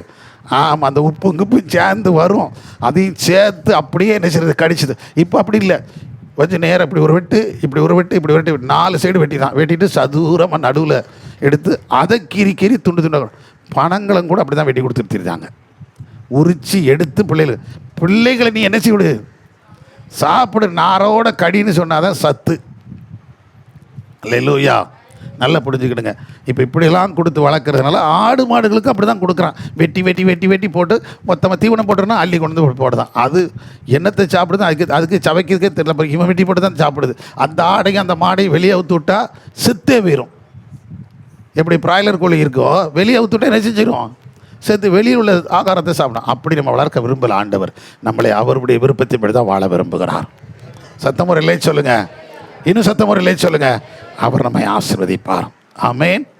அவர் சொன்னபடி நம்மளை என்ன செய்வார், ஆசீர்வதிப்பார். நீ அநேக ஜாதிகளுக்கு என்ன கொடுப்பாய், கடன் கொடுப்பாய், நீயோ கடன் வாங்காதிருப்பாய். அப்போ அதுக்கு என்னென்னா நம்முடைய கையின் பிரயாசத்தை அவர் என்ன செய்கிறாரு, கையிட்டு வேலையெல்லாம் ஆசீர்வதிக்கும்படிக்கு நான் எதையே தரப்பண்டிருக்காரு, வானத்தில் பலகணிகளை தரப்ப, வானத்தில் நல்ல பொக்கிஷசாலையாக வானத்தை நான் தரப்பண்டிருக்கார். அல்லேலூயா, திறந்து நம்மை ஆசீர்வதிக்கிறவர் தேவன் பெருக பண்ணுவார். சரி, இன்னொரு காரியத்தை கூட நான் சொல்கிறேன். 3ஆவதாக இன்னொரு அவனவனுக்கு என்ன கொடுக்கிறார் அப்படி சொல்லி, 1 பார்த்தோம், அவனுடைய உண்மைக்கும் நீதிக்கு தக்க செய்கிறவர். 2வது அவனுடைய ஆசீர்வாதத்தை அவனவனுக்கு கொடுக்கிறார். 3வது மத்தேயு சுவிசேஷம் 16:27, மத்தேயு 16:27, தம்முடைய பிதாவின் மகிமை பொருந்தினவராய் தம்முடைய தூதரோடும் கூட வருவார், அப்பொழுது அவனவன் கிரியைக்கு தக்கதாக அவனவனுக்கு பலன் அளிப்பார். 3வது அவனவன் கிரியைக்கு தக்க பலன். எப்போ இதுன்னா அவர் வரும்போது கொடுப்பார். இது 2 எப்போ, முதல்ல நம்ம வாசித்தது 2ம் இதே மாதிரி நிறைய இருக்குது. நான் அதில் நேரமாக இருங்கிறதுக்கு விட்டுட்டு போயிட்டேன். நல்ல கவனிங்க, இந்த பூமியில் இப்போ வாழ்கிற இந்த வாழ்க்கையிலேயே இது 2ஐயும் கொடுத்துருவார். அவனவன் நீதிக்கும் அவனவன் உண்மைக்கும் தக்க என்ன செஞ்சிருவார், பலன் கொடுத்துருவார். அவனவனுக்கு தேவையான ஆசீர்வாதத்தை அவனவனுக்கு கொடுக்க வேண்டிய இடத்துல கொடுத்துருவார். இது இந்த பூமியில் இப்போமே தந்துடுவார். ஆனால் இது சொல்லப்பட்டிருக்க அவனவன் கிரியைக்கு தக்க பலன், இந்த பலன் எப்போதான்னா அவர் வரும்போது பெறக்கூடியது. சத்தமுறையிலே சொல்லுங்க, பக்கத்தில் பார்த்து சொல்லுங்க, கர்த்தர் வரும்போது தரப்போறது. அல்லேலூயா. ஆகவே அவனவன் கிரியைகள் எப்படி இருக்க வேண்டும், அந்த பகுதியை நீங்கள் வாசித்து பாருங்க. இயேசு கிறிஸ்து சொல்லும் போது அந்த 24 26 வரைக்கும் என்ன சொல்றாரு பாருங்க. அப்பொழுது இயேசு தம்முடைய சீஷர்களை நோக்கி, ஒருவன் என்னை பின்பற்றி வர விரும்பினால் அவன் தன்னைத்தான் வெறுத்து சிலுவையை எடுத்துக்கொண்டு என்னை பின்பற்ற கடவன். தன் ஜீவனை ரட்சிக்க விரும்புகிறவன் அதை இழந்து போவான். என் நிமித்தமாக தன் ஜீவனை இழந்து போகிறவன் அதை கண்டடைவான். என் நிமித்தமாக தன் ஜீவனை இழந்து போகிறவன் அதை கண்டடைவான். மனுஷன் உலகம் முழுவதும் ஆதாயப்படுத்தினாலும் தன் ஜீவனை நஷ்டப்படுத்தி அவனுக்கு லாபம் என்ன? நல்ல கவனிங்க, இந்த பகுதியை சொல்றார். எப்போ சொல்றார் தெரியுமா? இவர் தன்னுடைய பாடு மரணத்தை குறித்து சொல்றார். உடனே பேதுரு அப்பதான் கொஞ்ச நேரத்துக்கு முன்னாடி சொல்லிருக்கார், நீர் தான் ஜீவனுள்ள தேவனுடைய குமாரனாகிய கிறிஸ்து அப்படின்னு சொன்னது இவன் தான். அப்புறம் கொஞ்ச நேரம் கழிச்சு அவரை கூட்டு போய் தனியாக கூட்டு போயோ, கொஞ்சமாக அறிவு இருக்கா? நாங்களாம் இல்லை. யார்கிட்ட? ஏசுட்டு சொன்னாரா இல்லையா? ஆமாம், பேதுரு சொல்லார், எங்கள் எக்ஸ்பீரியன்ஸ் என்ன, எங்கள் வளர்ப்பு என்ன, எங்கள் அனுபவம் என்ன, நாங்கள் இத்தனை வருஷம் இங்கே இருக்கிறோம், எங்களை தாண்டி ஒருத்தன் கை வச்சிருவானோ அப்படின்னு சொல்லிட்டு கூப்பிட்டு போய் விடுறாரு. அப்போ தான் சொல்ல, அப்பால பேசாத்தானே, நீ எதை சிந்திச்சுக்கிட்டு இருக்க? தேவனுக்கு அடுத்தவளை சிந்திக்காமல் மனுஷனுக்கு அடுத்தவளை சிந்திக்க. இப்படி சொல்லிட்டு தான் இந்த வார்த்தையை சொல்கிறார். என்னை பின்பற்ற விரும்புகிறவன் அவனவன் எதை சுமந்துட்டு வாங்க? தன் சிலுவையை சுமந்துட்டு வாங்க. உனக்குன்னு ஒரு சிலுவை இருக்குது, அதை சுமந்துட்டு என் பின்னாடி வா. இல்லைன்னா சும்மா என்ன செய்யாத, வராத. உலகத்தை ஆதாயப்படுத்தணும், உலகம் முழுவதும் எனக்கு வேணும்னு நினச்சேன்னா வரும். அர்த்தம் என்ன அப்படின்னா, எல்லாத்தையும் நீ என்னால் செய்ய முடியும், சம்பாதிக்க முடியும். இப்போ சம்பாதிச்சிருக்காங்களா இல்லையா? உலகம் முழுவதும் சம்பாதிச்சு வச்சுருக்க ஆள் இருக்கா இல்லையா? நம்ம நாட்டில் இருக்காங்களா இல்லையா? இந்த உலகத்தில் இருக்கா இல்லையா? எவ்வளோ பெரிய கோடிகள்லாம் இருக்கிறாங்க, கோடிகளையாக குமிச்சு வச்சுருக்காங்க பாருங்கள். Number 1, number 2, number 3, number 4, number 5 அப்படிலாம் சொல்லுதாங்களா இல்லையா? ஒரு கணக்கெடுப்பில் சொல்கிறார்ல, இவர் உலகத்தின் நம்பர் 1 இருக்கிறார், இப்பொழுது இவர் நம்பர் 2 ஆகிட்டார், இவர் நம்பர் 3 ஆகிட்டார், இவர் நம்பர் 4 ஆகிருக்கு அப்படிலாம் சொல்கிறாங்களா இல்லையா? இந்தியாவில் இவர் தான். அவங்கள்ட்ட என்ன இருக்குது?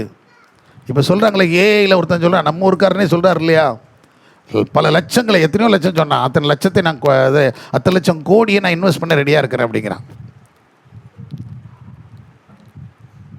பேங்க்கில் ஆயிரக்கணக்கான கோடிக்கு கடன் இருக்குது, நாங்கள் இன்வெஸ்ட் பண்ணுறதாங்க. ஏன்னா அவனுக்கு தெரியும், இன்வெஸ்ட் பண்ணாலும் நம்ம கடன் கொடுக்க வேண்டியதில்லை, அதெல்லாம் கழி தள்ளிடுவாங்க, மொத்தத்தையும் தள்ளி திருப்பிடும், அதனால் நம்ம போட்டுருவோம், இன்வெஸ்ட் பண்ணுவோம் அப்படின்னு ரெடியாக இருக்காங்க பாருங்கள். அப்போ கோடியாக சம்பாதிக்கிற ஒரு கூட்டம் இருக்குது. எவ்வளோ ஆதாயப்படுத்தினாலும், மனுஷன் உலகம் முழுவதையும் தனக்கு ஆதாயப்படுத்திட்டாலும் தன் ஜீவனை நஷ்டப்படுத்தினால் அவருக்கு லாபம் என்ன? அதுதான். அதனால் அந்த லாபம் வேண்டாம். நம்ம என்ன செய்யணும்? தேவனுக்குள்ளாக வாழ்வதற்கு நம்ம அர்ப்பணித்துக் கொள்ள வேண்டும். அல்லேலூயா. அப்போ சிலுவை என்ன செய்யணும்? சுமக்கணும். சிலுவையும் கூட அவரவன சிலுவை தான் எடுத்து வர சொன்னார். எனக்குன்னு ஒரு சிலுவை இருக்குது, உங்களுக்குன்னு ஒரு சிலுவை இருக்குது. ஒவ்வொருத்தரும் ஒவ்வொரு சிலுவை சுமந்து தான் ஆகணும். அது எந்த ரூபத்தில் வேணாலும் இருக்கலாம். சிலுவைங்கிறது இப்படி தான் இருக்கும்லாம் கிடையாது. அது வேலைங்கிற ஸ்தலத்தில் சிலுவையாக இருக்கும். சில வீட்டில் என் மேனேஜர் சிலுவையாக இருப்பார், சில கம்பெனியில் சூப்பர்வைசர் சிலுவையாக இருப்பார், சில இடத்துல ஹெட்மாஸ்டர் சிலுவையாக இருப்பார், சில இடத்துல பிரின்சிபல் சிலுவையாக இருப்பார். சுமந்து தான் ஆகணும். சில இடத்துல இப்படி ஒவ்வொருத்தருக்கு பற்றிலாம் அவங்க இப்படி தான். நமக்கு மேலே இருக்கவங்க நம்ம சிலுவை வச்சுருவார். சில வீட்டில் பார்த்திங்கன்னா மனைவி சிலுவை, சிலருக்கு புருஷன் தான் சிலுவை, சிலருக்கு பிள்ளைகள் சிலுவை, சிலருக்கு பெற்றவங்க சிலுவை. சுமந்து தான் தீரணும். மாமனார் மாமியார் சிலுவை, நிந்தனைகள் அவமானம் செஞ்சு தான் ஆகணும், போய்த்தான் ஆகணும். கர்த்தர் ஒவ்வொருத்தரையும் என்ன செஞ்சிருக்கிறாரு சொல்லுங்களேன்? அனுமதிச்சிருக்கிறாருன்னு சொல்லுங்க. முதல்ல சிலுவை சுமக்கிறதுக்கு என்ன செஞ்சிருக்கிறாரு? எதுவுமே சுமக்காம நான் வருவேன்னு என்ன செய்ய முடியாது, சொல்ல முடியும். ஏதோ உன்னை சுமந்து தான் ஆகணும், வேற வழி கிடையாது. நம்ம அமெரிக்காவிலையும் இல்லையா, ஆஸ்திரேலியாவிலையும் கிடையாது. அப்படி தும்முனா டைவர்ஸு, உட்கார்ந்தா டைவர்ஸு, திரும்பி பார்த்தா டைவர்ஸு, கொரட்டை விட்ட டைவர்ஸு, இப்படியெல்லாம் அந்த நாட்டில் போகும். நம்ம ஊரில் அப்படி இருக்குதா? நஷ்டமோ லாபமோ என்ன செஞ்சு ஆகணும்? இங்கிட்டிருந்து இங்கே அடி கொடுத்தாலும் சரி, அங்கிட்டிருந்து இங்கிட்ட அடி கொடுத்தாலும் சரி, ரெண்டையும் அட்ஜஸ்ட் பண்ணி நினச்சிடும், ஓடிக்கணும். என்னன்னா ஒன்றே ஒன்று தான், நம்மளை இது ஒரு சிலுவையாக கர்த்தர் செஞ்சிருக்காரு. எல்லாத்துலேயும் சுகமுகமாக வாழ்ந்துட்டு இருக்கிறோம், இங்கிட்ட ஒரு சிலுவையை கர்த்தர் செஞ்சிருக்காரு, வச்சிருக்காரு. சுமந்துட்டு தான் போகணும். அதை கழட்டி விட்டுட்டு நினைச்ச முடியாது, போக முடியாது. அல்லேலூயா. நான் சொல்கிற புரியுதா புரியலையா? நான் யதார்த்தம் பேசுகிறவன். நான் இதாக பேசுகிறேன், தியரியில் ப்ராக்டிக்கல் லைஃப்பில் சொல்கிறேன். சில வீட்டில் மாமியார் ரொம்ப பிரச்சனையார், அந்த மாமியார் அவங்களுக்கு சிலுவை மாதிரி கர்த்தர் கொடுத்துருப்பார். அதில் நீ எப்படி வாழ்கிறாய் சில மாமனார் உனக்கு சிலுவை, அதில் நீ எப்படி வாழ்கிறாய். சில பிள்ளைகள் உங்களுக்கு சிலுவை, அதில் நீங்கள் எப்படி வாழ்கிறீங்க. அந்த பிள்ளைகளை வைத்து கொண்டும் கூட கர்த்தருக்குள் எப்படி வாழ்கிறீங்க. புரியுதுங்களா? ஒவ்வொருத்தருடைய ஒவ்வொரு வாழ்க்கையில் அப்படி தான் இருக்கும். எனக்கு வாய்ச்சது பாருங்க அப்படி சொல்லிட முடியாது. உன்னை இப்படி ஆக்கணும்னு சொல்லி தான் அப்படி வச்சிருக்குது. நம்மளை இப்படி சரிப்படுத்துறோன்னு கர்த்தர் எப்படி வச்சிருக்காரு, இப்படி வச்சிருக்காரு. கொஞ்சம் அப்படி லகுவாக இருந்தோம்னா வேற மாதிரி போயிடுவோம். அதனால கர்த்தர் நமக்கு அப்பப்போ என்ன வச்சிருக்காரு, தடைக்கற்களை போட்டு வச்சிருக்காரு. பார்த்தீங்களா, அந்த மாதிரி ஒரு சிலுவை வச்சிருக்கார். அதனால நமக்கு கிடைச்ச மனைவிக்காக, நமக்கு கிடைச்ச புருஷனுக்காக முதல்ல என்ன பண்ணணும்,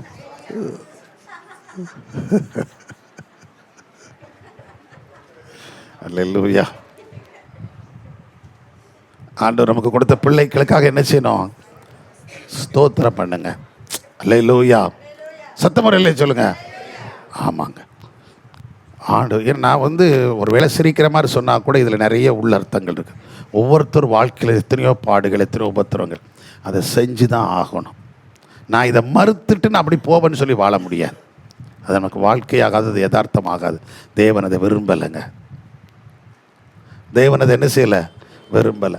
ஏன்னா சில பாடுகள் நமக்கு இருந்தால் மட்டும்தான், சில உபத்திரவங்கள், சில பாடுகள், சில பிரச்சனைகள் இருந்தால் மட்டும்தான் நம்முடைய ஓட்டமும் கூட கர்த்தருக்குள்ள பரிசுத்தமாக இருக்கும். எல்லாம் சுகபோகமாக இருந்தால் நம்ம எதை விட்டுருவோம், தேவனை மறுதளிச்சிருவோங்க. அவரை விட்டுட்டு தூரம் போயிடுவோம். இதெல்லாம் இருக்க போய் தான் ஆண்டவரே நான் இன்னும் உமக்குள்ளா இருக்கணுங்கிற ஒரு வைராக்கியம் நமக்கு உருவாகுது. அல்லேலூயா. சிலருக்கு சிலர் செய்கிற வேலையே சிலுவையாக இருக்கும். ஒவ்வொரு காரியமும் சில இடத்துல அவங்களுடைய உடம்பு, சரீரத்தில் இருக்கிற பலவீனங்கள், அது அவங்களுக்கு சிலுவையாக தான் இருக்கும். ஏன்னா சொல்கிறார் பார்த்தீங்களா, நான் அவனை வியாதியாகவே விட்டுட்டு வந்தேன். மரித்தவனெல்லாம் உயிரோடு எழுப்பின பவுல போஸ் சொல்கிறான், நான் அவனை எப்படியே விட்டுட்டு வந்துட்டேன், வியாதியாகவே விட்டேன், அந்த வியாதி அவனால் குணப்படுத்த முடியல அப்படிங்கிறான். வியாதியாகவே விட்டுட்டு வந்துட்டேன், அவன் வியாதியாக இருக்கிறான். தீமோத்தேயுட்ட சொல்லும்போது கூட அப்படி தான் சொல்கிறான், உனக்கு அடிக்கடி ஏற்படுகிற வயிற்று வலிக்கு நீ என்ன செஞ்சுக்கோ, தண்ணி குடிக்க போல எதையும் சேர்த்துக்கூடிய திராட்சை. ஏன் வயிற்று வலி தானே, இவன் ஜோமாக்கிடலாம்ல, மரித்தவனை உயிரோடு எழுப்பினான்ல. ஆனாலும் தான் கூட அட்ஜஸ்டண்ட் மாதிரி மகன் மாதிரி கூட்டிகிட்டே போகிறவனே பார்த்து என்ன சொல்கிறான்னா, இப்போ உனக்கு அடிக்கடி வயிறு வலிக்கலடா, நீ அதுக்கு என்ன செஞ்சுக்கோ, கொஞ்சம் திராட்சை ரசம் குடிச்சிக்கோ, இயேசுவி நாமத்தில் இப்பொழுது சுகமாக்கிட்டேன்னு சொல்லலை அவன். ஏன்னா அவனுக்கு தெரியும் சில நேரங்கள் அதை கர்த்தர் சுலுவைத்தான் வச்சிருக்கிறார், சுமக்கத்தான் வச்சிருக்கிறார்.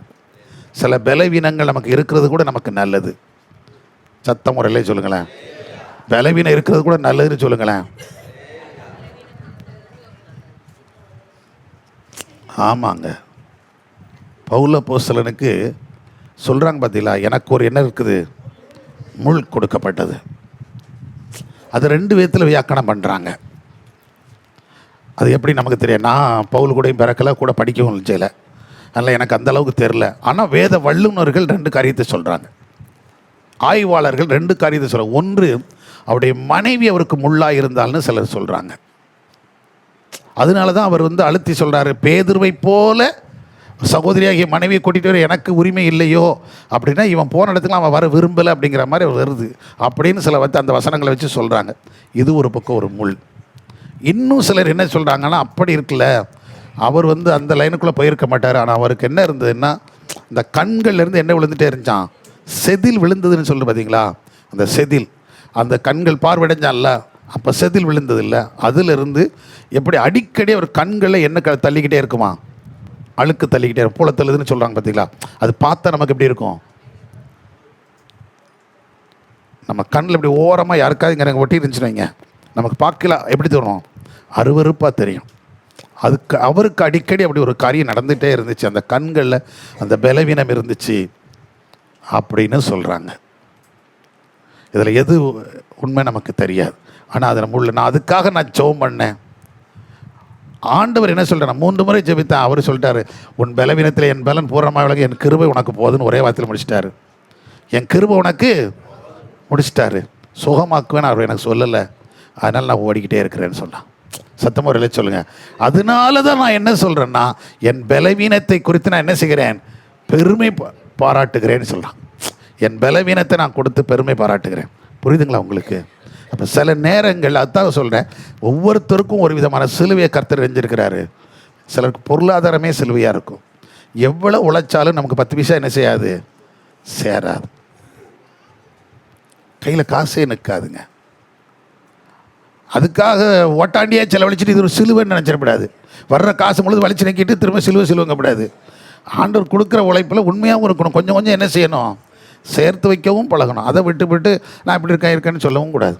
நல்லா கவனிச்சுக்கிடுங்க. சில நேரங்களில் ஒவ்வொருத்தரும் ஒவ்வொரு விதங்கள் நடத்துகிறார்.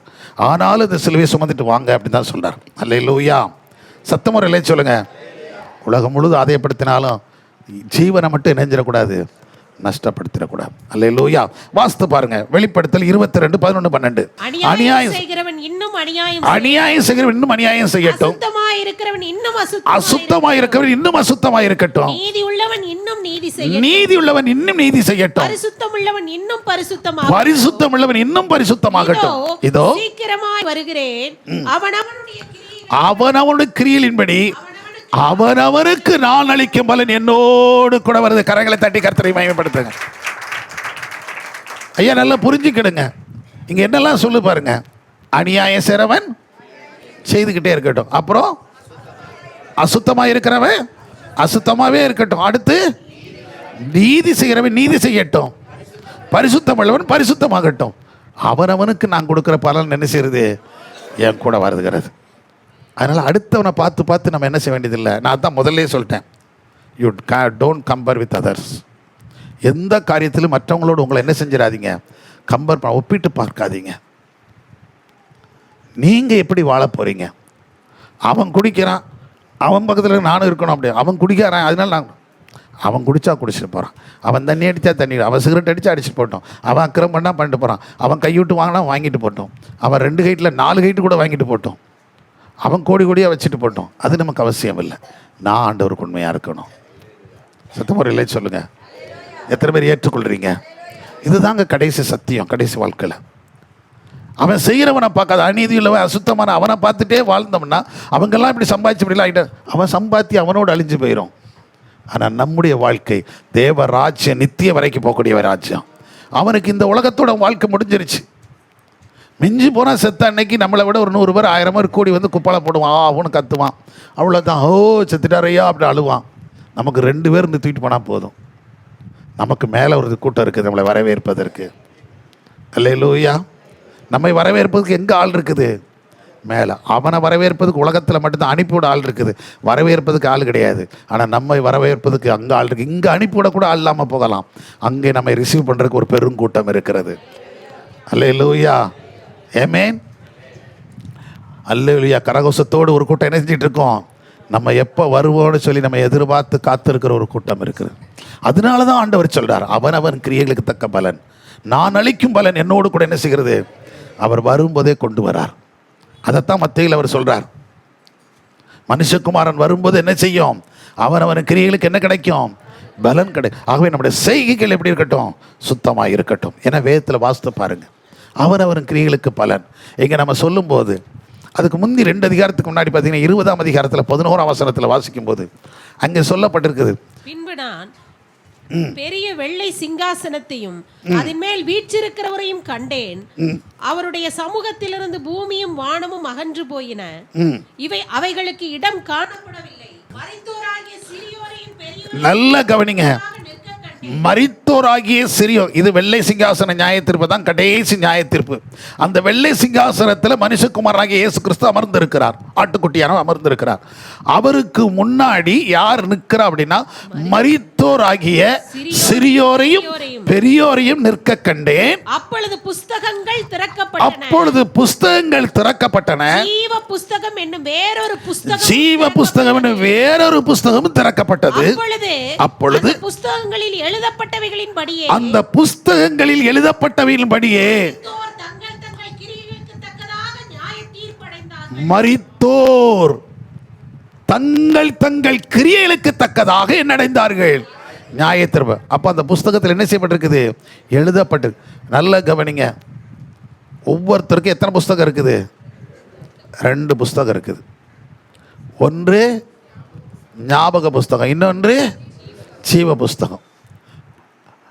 அதாவது ஜீவ புஸ்தகத்தில் நம்ம பெயர் அழிக்கப்படாமல் இருக்க வேண்டுமானால் ஞாபக புஸ்தகத்தில் நம்முடைய ரெக்கார்டு எப்படி இருக்கணும், சரியாக ரெக்கார்டு இருக்கணும். புரியுதுங்களா? இங்கே நம்ம சரியான லெவலில் இல்லை, அப்படி இங்கே வேணும் அப்படின்னா இதை சரியாக மெயின்டைன் பண்ணணும்.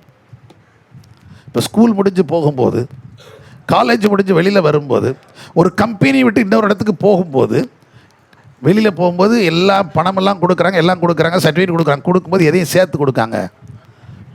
என்ன சர்டிஃபிகேட் சேர்த்து கொடுப்பாங்க? கான்ட்ராக்ட் சர்டிஃபிகேட் கொடுக்கும். கம்பெனியை விட்டு இன்னொரு கம்பெனி மாறினா கூட என்ன செய்வாங்க? இந்த கம்பெனியில் வேலை பார்க்கும் அவர் எப்படி இருந்தார், 5 இயர்ஸ் அவர் இருந்திருக்கார், 10 இயர்ஸ் இப்படி இருந்திருக்கார், இந்த 10 இயர்ஸில் அவருடைய பெர்ஃபார்மன்ஸ் இப்படி இருந்துச்சு, கொடுக்காங்களா இல்லையா? அப்படின்னு தான் அதை வச்சு தான் எடுப்பாங்க இன்னொரு கம்பெனி. புரியுதுங்களா? எப்படி கொடுக்க போகிறாங்க அப்படின்னு தெரியணும். ஸ்கூலை விட்டு ஸ்கூல் மாறும்போது குட்னு போடுறாங்களா, வெரி குட்னு போடுறாங்களா, அல்லது இன்னொன்று போடுவாங்க புவர்னு போடுதாங்களா, இல்லைன்னா ஃபேன் போடுவாங்களா? பரவாயில்லை. நீங்கள் கான்ட்ராக்ட் சர்டிஃபிகேட் வாங்கியிருப்பீங்கள்ல, 10th முடித்தோன்னா 12th முடித்தோன்னா என்ன வாங்கியிருக்கீங்க? குட்னு தான் கொடுத்துருக்காங்களா? ஆமாம். எப்படியாவது சரி படித்து போட்டோம் அப்படின்னு சொல்லி கொடுத்துருவாங்க. அப்படி தானே? வெரி குட்னு யாருக்கா கொடுக்காங்களா? கொடுக்க மாட்டாங்க. கொடுக்காங்களா? நம்ம அப்படி எங்கே வெரி குட்டாக வாழ்ந்தோங்க வாங்கிறதுக்கு. நான் எதுக்கு சொல்கிறேன்னா, இதை வச்சு தான் அவன் என்ன செய்வான், எடுக்கிறவன் எவ்வளோ மார்க் வாங்கியிருக்கிறது முக்கியம் இல்லை. நாம் கான்டாக்ட் எப்படி இருக்குங்கிறத பார்த்து தான், நம்முடைய ஒழுக்க சீர்கள் எப்படி இருக்குங்கிறத பார்த்து தான் அவன் என்ன செய்வான், எடுப்பான். ஏன்னா இவனை எடுத்தால் நமக்கு பிரச்சனை இருக்காது, நம்ம பிரயோஜனம், நம்ம கம்பெனிக்கு பிரயோஜனமாக, நம்ம கல்லூரிக்கு பிரயோஜனமாக இருப்பான். அப்படி இல்லைன்னா இவன் வந்து 7,500 அவன் தீர்மானிச்சிருவான். அதனால் நிறைய இடத்துல பார்த்திங்கன்னா சில நேரத்தில் இவங்க மெப்புக்கு வந்துடுவானுங்க. அந்த பயக பிள்ளைகளுமே பந்தா கேஸுகளாக இருக்குது. அது அவன் ஸ்கூல் நல்லாவே தெரியும், வாத்தியாருக்கு நல்லா தெரியும். அவர் என்ன பண்ண, கான்ட்ராக்ட் சர்டிஃபிகேட் கொடுக்காமலே அனுப்பி விட்ருவார். இவங்களுக்கு எது மட்டும் வந்தால் போதும், மார்க் லிஸ்ட்டு டிசி கிடச்சுன்னா வாங்கிட்டு போயிடுவான். கடைசியில் உள்ள ஒன்று இருக்கும் கான்ட்ராக்ட் சர்டிஃபிகேட். அவன் திரும்ப அங்கே போய் கேட்பான், அவங்க கான்ட்ராக்ட் சர்டிஃபிகேட் அப்படி ஒன்று இருக்கா, ஏன் அப்படி ஒன்று இருக்குன்னே அவனுக்கு தெரியாது. இருக்குது தெரியுமா? இது மாதிரி நிறைய அனுபவிச்சிருக்காங்க. கான்ட்ராக்ட் சர்டிஃபிகேட் அங்கே போகும்போது தான் தெரியும். அவன் கேட்டால் உங்கள் கான்ட்ராக்ட் சர்டிஃபிகேட் எங்க அப்படின்னு கேட்டால், இல்லை என்ன கொடுத்தது இருக்குல்ல, நீ ஒழுங்காக பள்ளிக்கூடம் போனால் தானே தெரியும், காலேஜுக்கு ஒழுங்காக போனால் தானே தெரியும், நீ ஆட்டம் போட்டு தெரிஞ்சால் எங்கே தெரியும் இப்படி ஒன்று இருக்குன்னு. புரியுதுங்களா? அது நிறைய பேர் வாங்காமலே போயிடுவாங்க, கெத்தாக போயிடுறது. இதை வாத்தியார் கையெழுத்து போடாமல் அப்படி வச்சுருவார், எல்லாத்தையும் கையில் கொடுத்துருவார். ஏன்னா அது கட்டாய சர்டிஃபிகேட் கொடுக்காமல் இருக்கணும். ஃபெயில் ஆனாலும் பாஸ் ஆனாலும் என்ன கொடுத்தாகணும், என்ன கொடுக்கணும், கம்பல்சரி மார்க் லிஸ்ட்டும் எதுவும் நினைச்சணும், டிசியும் கொடுத்தாகணும். அதுக்காக கொடுத்துருவாங்க. ஆனால் கான்ட்ராக்ட் சர்டிஃபிகேட் கொடுக்காங்களா கொடுக்கலைங்கிற யார் கையில் இருக்குது? சரி, ரொம்ப போய் ப்ரெஷர் பண்ணால் பரவாயில்லன்னு சொல்லி கையில் கொடுத்துருவாங்க. அவ்வளோதான். இப்போ சிக்கலாயிரும். அது ஒரு சாதாரண எழுத்து தானேங்க, ஆனால் அதுக்கு என்ன இருக்குது, ஒரு வேல்யூ, ஒரு பவர் இருக்குது. சத்தமுறையிலே சொல்லுங்கள். அதை விட 1000 மடங்கு கோடி மடங்கு வேல்யூ தான் இந்த ஞாபக புஸ்தகம்.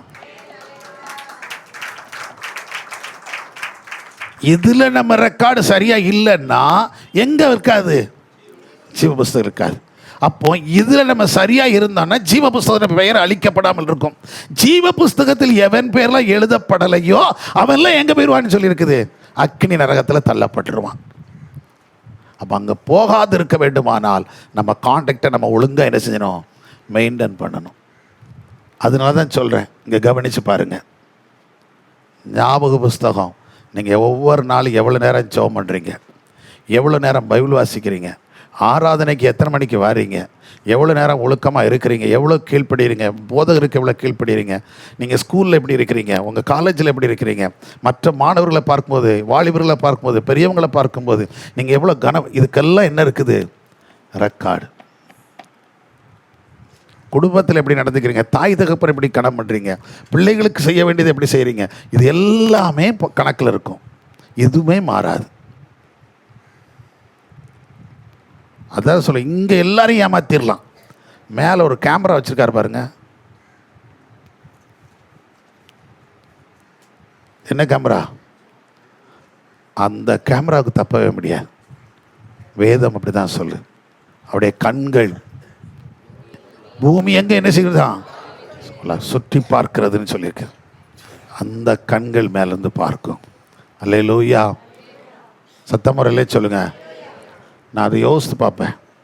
நம்ம ஊரில் கிராமத்தில் பார்த்திங்கன்னா திண்ணையில் 2 கிளவி இருக்கும். அதுதான் இருக்கிறதுல மிகப்பெரிய சிசிடி கேமரா. ஊரில் நடக்க அத்தனையும் அந்த 2 கிளவிக்கும் தெரியும்.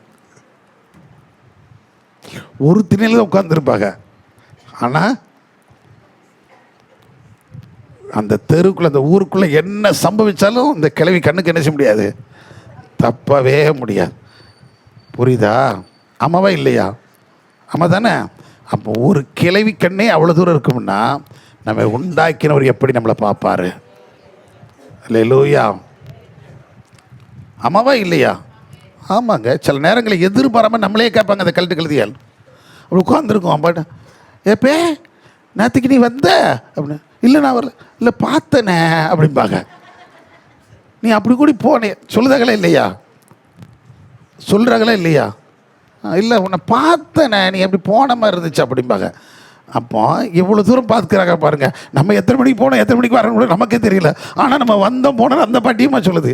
அந்த அளவுக்கு அவ்வளோ பார்வை இருக்கும்னா நம்மை படைத்தவர், நம்ம அங்கே அசைவுகளை எல்லாம் அறிந்திருக்கிற கர்த்தர் எவ்வளவு தெளிவாய் துல்லியமாய் நம்மளை பார்த்து கொண்டு இருப்பார். அதனால் அவருக்கு முன்பாக எதுவுமே நம்மளால் என்ன செய்ய முடியாது, மறைக்க முடியாது. சகலமும் அவருக்கு முன்பாக வெளியரங்கமும் நிர்வாணமாக இருக்கிறது. எல்லாம் தெரியும். அப்புறம் எல்லாத்தையும் குறித்து வச்சிருப்பார். அதுக்கு தக்கதான் பதில். எல்லா மனுஷனும் இந்த உலகத்தில் எவ்வளோ பெரிய கொடி சொன்னாலே எல்லாரும் ஒரு நாள் எங்கே வந்து நின்று ஆகணும், சிங்காசனத்துக்கு முன்னாடி நின்று தான் ஆகணும். அல்லேலூயா. அதனால தான் உங்களுக்கும் எனக்கும் அவர் சொல்கிற காரியம், நமக்கு ஒரு நியாய தீர்ப்பு இருக்கிறது, அவங்களுக்கு அது வேணாம். நமக்கு ஒரு நியாய தீர்ப்பு இருக்குது. நாம் கட்டினது நின்னாதான் நம்ம அக்னியில் என்ன செய்யப்படணும், சோதிக்கப்படணும். ஏன்னா அப்படி தான் 1 கொரிந்தியர் 3ஆம் அதிகாரத்தில் சொல்லப்பட்டிருக்குது. அங்கே நீங்கள் பார்த்தீங்கன்னா வீட்டில் பாத்திரங்கள் இருக்குது, பலவிதமான பாத்திரங்கள் இருக்குது. வெள்ளி பாத்திரம் இருக்குது, மண் பாத்திரம் இருக்குது, சில்வர் பாத்திரம் இருக்குது, இரும்பு பாத்திரம் இருக்குது, வெள்ளி தங்கம் பொருட்கள் அப்படி பொருட்கள். அதே போல் கட்டடங்களும் கூரைகளும் இருக்கிறது. வைக்கோல் இருக்குது, கூரை இருக்கிறது, மரத்தாலானவைகள் இருக்குது, அப்புறம் பொன் வெள்ளின்னு சொல்லி எல்லாம் இருக்கிறது. ஆனால் எல்லாமே ஒரு நாள் என்ன செய்யப்படும், அக்னினாலே சோதிக்கப்படும். அப்படி இருக்குது. நீங்கள் வாசித்து பாருங்கள். 3ஆம் அதிகாரம் 11லேருந்து 15 வாச நேரம் ஆயிரும், நான் அதை முடிச்சிடறேன். 11லேருந்து 15 வரைக்கும் நீங்கள் வாசித்து பாருங்கள். அங்கே சொல்லப்படுது எல்லாம் அக்னினாலே சோதிக்கப்படும். நம்ம செய்கிற ஒவ்வொரு செய்கைகளும் எதில் சோதிக்கப்படும், அக்னினாலே சோதிக்கப்படும் போது அக்னிக்கு நின்றால் நம்ம தப்பிச்சோம்.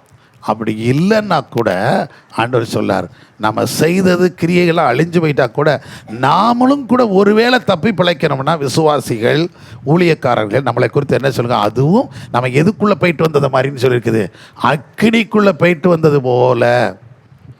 ஒருவேளை நம்ம ஜீவன் தப்பு வைக்கப்படலாம், ஆனால் நம்ம எதுக்குள்ளே போய் தான் வரணும், ரூட் எதுக்குள்ளே தான் போகணும், அக்னிக்குள்ளே நுழைஞ்சு வெளியே வந்தால் தான் நம்ம தப்பிச்சு வாழ முடியும்.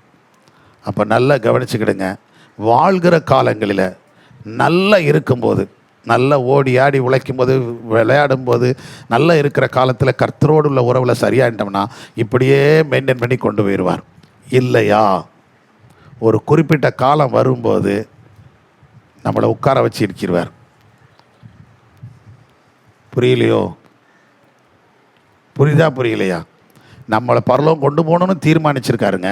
ஆனால் நம்முடைய பாதை சரியில்லை, இன்னும் சரியாக வேண்டிய சில வேலைகள் வருதுன்னா படுக்கையில் போட்டோ ஏதோ ஒரு விதத்தில் நம்மளை வறுத்தெடுத்துருவார். ஏதோ ஒரு வியாதியிலையோ போராட்டத்திலையோ பிரச்சனத்தில் போட்டு கொன்று எடுத்துருவார். அதில் நம்ம வலியும் வேதனையும் தாங்கி, ஏன்னா அங்கே அப்படி தான் இருக்குது, அந்த வசனம் அப்படி தானே இருக்குது. இதுக்குள்ளே கூடி வந்த மாதிரி இருக்கும். அக்கினியில் விளக்கப்பட்டு என்ன செய்ய போல தப்பி. அப்போ அக்கினிக்குள்ளே போய் என்ன செய்யணும், தப்பி வரணும். எப்படி இருக்கும், நல்ல வேலை தப்பிச்சிட்டல அப்படி சொல்லலாம் பாருங்களா, அந்த மாதிரி லெவலுக்கு ஆயிரும்.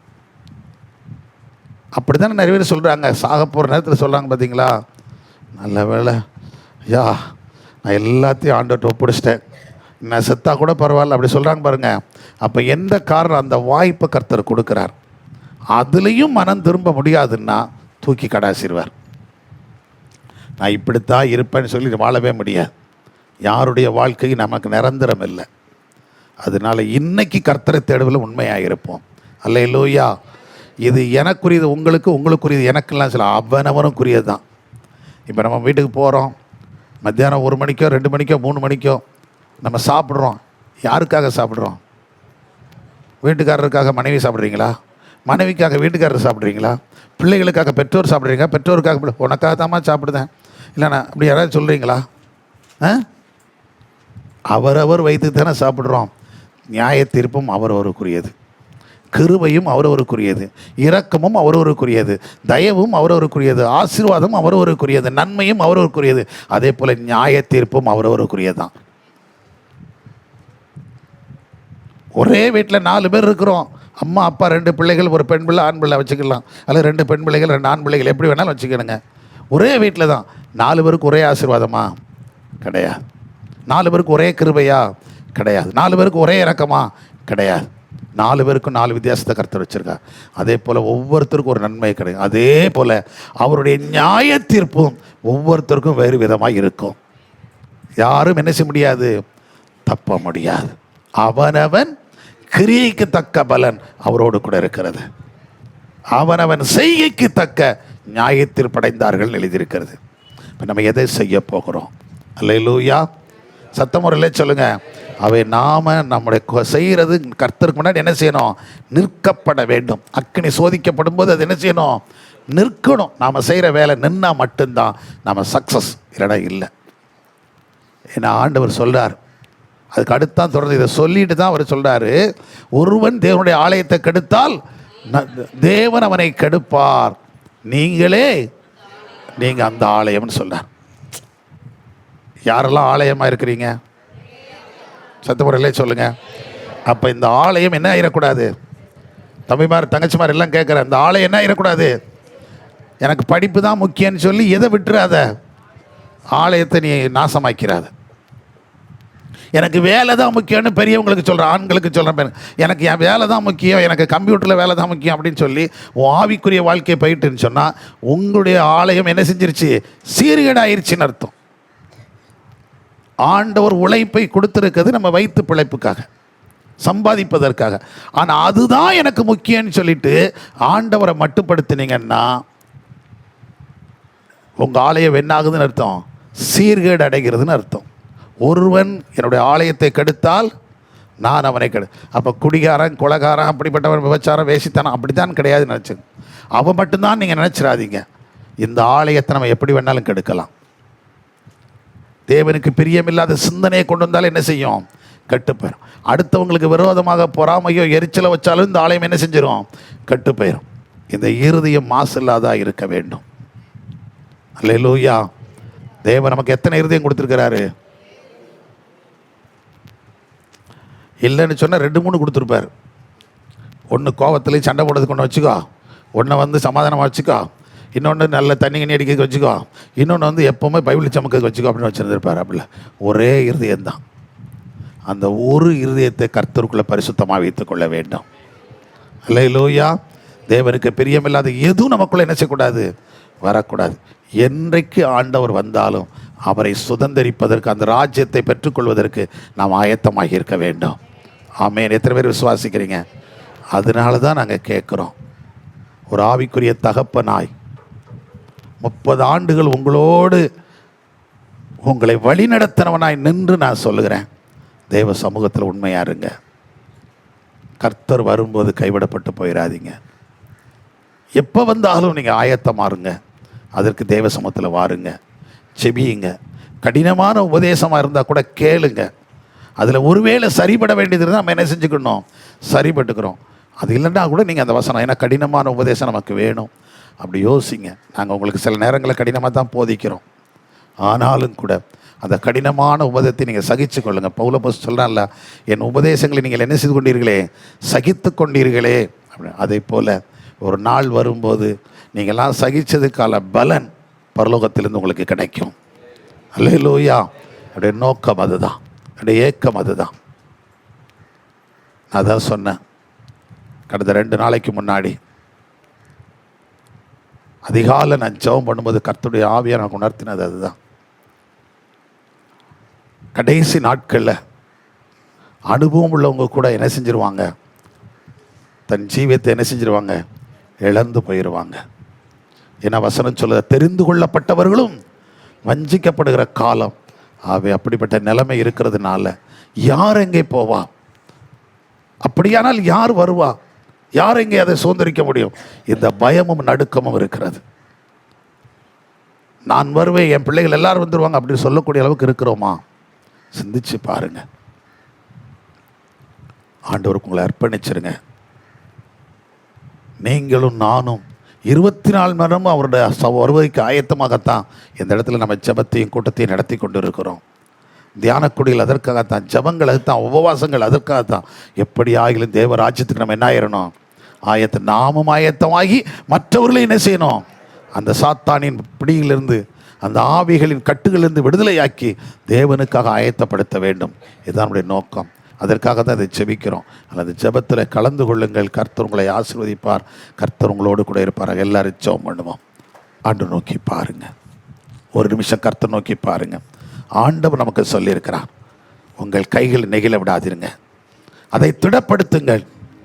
உங்கள் கிரியைகளுக்கு தக்க பலனை கர்த்தர் கொண்டு வருகிறார். உங்கள் கிரியைகளுக்கு பலன் உண்டு. இன்றைக்கு 4 காரியங்களை குறித்து, 3 காரியங்களை குறித்து விசேஷமாய் பார்த்தோம். 1, அவன் உண்மைக்கும் நீதிக்கும் தக்கதாக அவர் செய்கிறார். இன்னொன்று, அவனுடைய ஆசீர்வாதத்துக்கு தக்க அவனை ஆசீர்வதிக்கிறார்.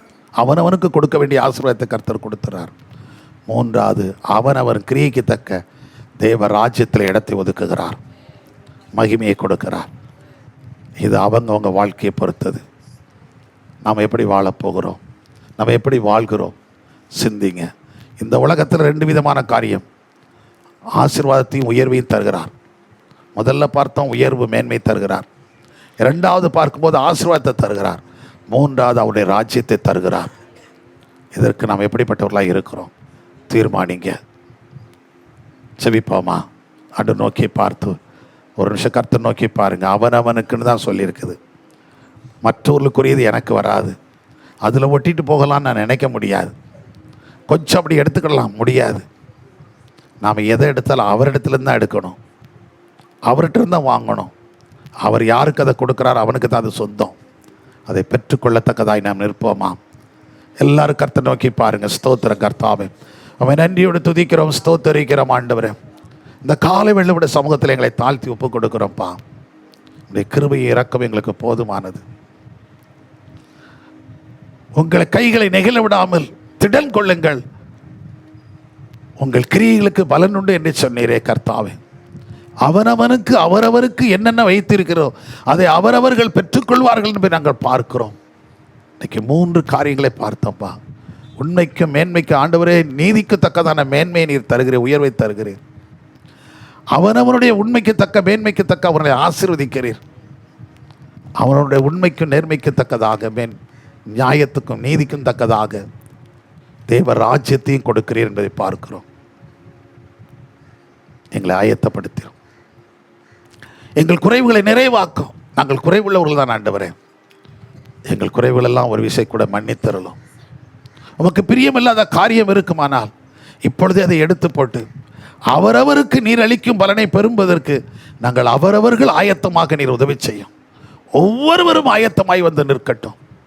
ஆண்டவரே, அவனவனுக்கு நியாய தீர்ப்பு நாளில் அவனவன் நியாய தீர்ப்பு அடைவான்னு சொல்லி செய்யத்தக்க அந்த இடத்துல நாங்கள் கைகட்டி தலை குனிந்து நிற்காதபடிக்கு கம்பீரமாய் என் தேவனை உம்மோடு கூட நிற்கத்தக்கதாக எங்களுக்கு கிருபை தாரும். அந்த அக்கினியின் நரகத்துக்கு தப்பிக்கப்பட்டவர்களாய் அந்த அநாதி சிநேகத்தின்படி அந்த நித்திய ராஜ்யத்தை சுதந்திரிப்பதற்கு எங்களுக்கு பலன் தாரும். அந்த ஜீவனை சுதந்திரித்துக் கொள்ள எங்களுக்கு அனுகிரகம் பண்ணும். எங்களை முற்றிலும் தாழ்த்தி ஒப்பு கொடுக்கிறோம். தொடர்ந்து வழிநடத்தும், பாதுகாத்துக்கொள்ளும், எல்லாத்தையும் விலக்கிக் கொள்ளுங்கள். நம்முடைய நாம மாத்திரம் மகிமைப்படட்டும். இன்றைக்கு வந்து ஆராதித்து நாமத்தை மேம்படுத்துகிற பிள்ளைகளுக்காக ஸ்தோத்திரம். மற்ற அங்கங்கே நடக்கிற எல்லா ஆராதனைகளுக்காக ஸ்தோத்திரம். எல்லாவற்றையும் ஆசிரியம். எங்கள் பிள்ளைகள் எங்கிருந்துமே ஆராதித்தாலும் தேவ ராஜ்யத்துக்கு ஆயத்தமாக உதவி செய்யும், காத்துக்கொள்ளும், பலப்படுத்தும் பெரிதான காரியங்கள் இயேசுவின் நாமத்தில் ஜெபிக்கிற நல்ல பிதாவே, ஆமென். என் ஆத்துமாவே கர்த்தரை ஸ்தோத்திரி, என் உள்ளமே நாமத்தை ஸ்தோத்திரி. என் ஆத்துமாவே கர்த்தரை ஸ்தோத்திரி. கர்த்தர் செய்கிற சகல உபகாரங்களையும் மறவாதே. ஆமென். உடைய கர்த்தராகிய இயேசு கிறிஸ்து கிருபையும் பிதாவாகிய தேவனுடைய அன்பும் பரிசுத்தாவின் ஐக்கியமும் சிநேகமும் காவலும் இப்பொழுதும் எப்பொழுதும் சதா காலங்களிலும் நம்முடையோடும் கர்த்தருடைய வருகை வரைந்த மாறாமல் தங்கியிருந்து அவரவர்களுக்குரியதை அவரவர்களுக்கு கொடுத்து மேன்மைப்படுத்துவதாக. ஆமென். துதி கன மகிமை எல்லாம் நம் இயேசு ராஜாவுக்கே. துதி கன மகிமை எல்லாம் நம் இயேசு ராஜாவுக்கே. துதி கன மகிமை எல்லாம் நம் இயேசு ராஜாவுக்கே. துதி கன மகிமை எல்லாம் நம் இயேசு ராஜாவுக்கே. ஹல்லேலூயா, ஹல்லேலூயா, அல்லேலூயா. எல்லாரும் ஸ்தோத்திரம். கர்த்தர் உங்களை ஆசீர்வதிப்பார்.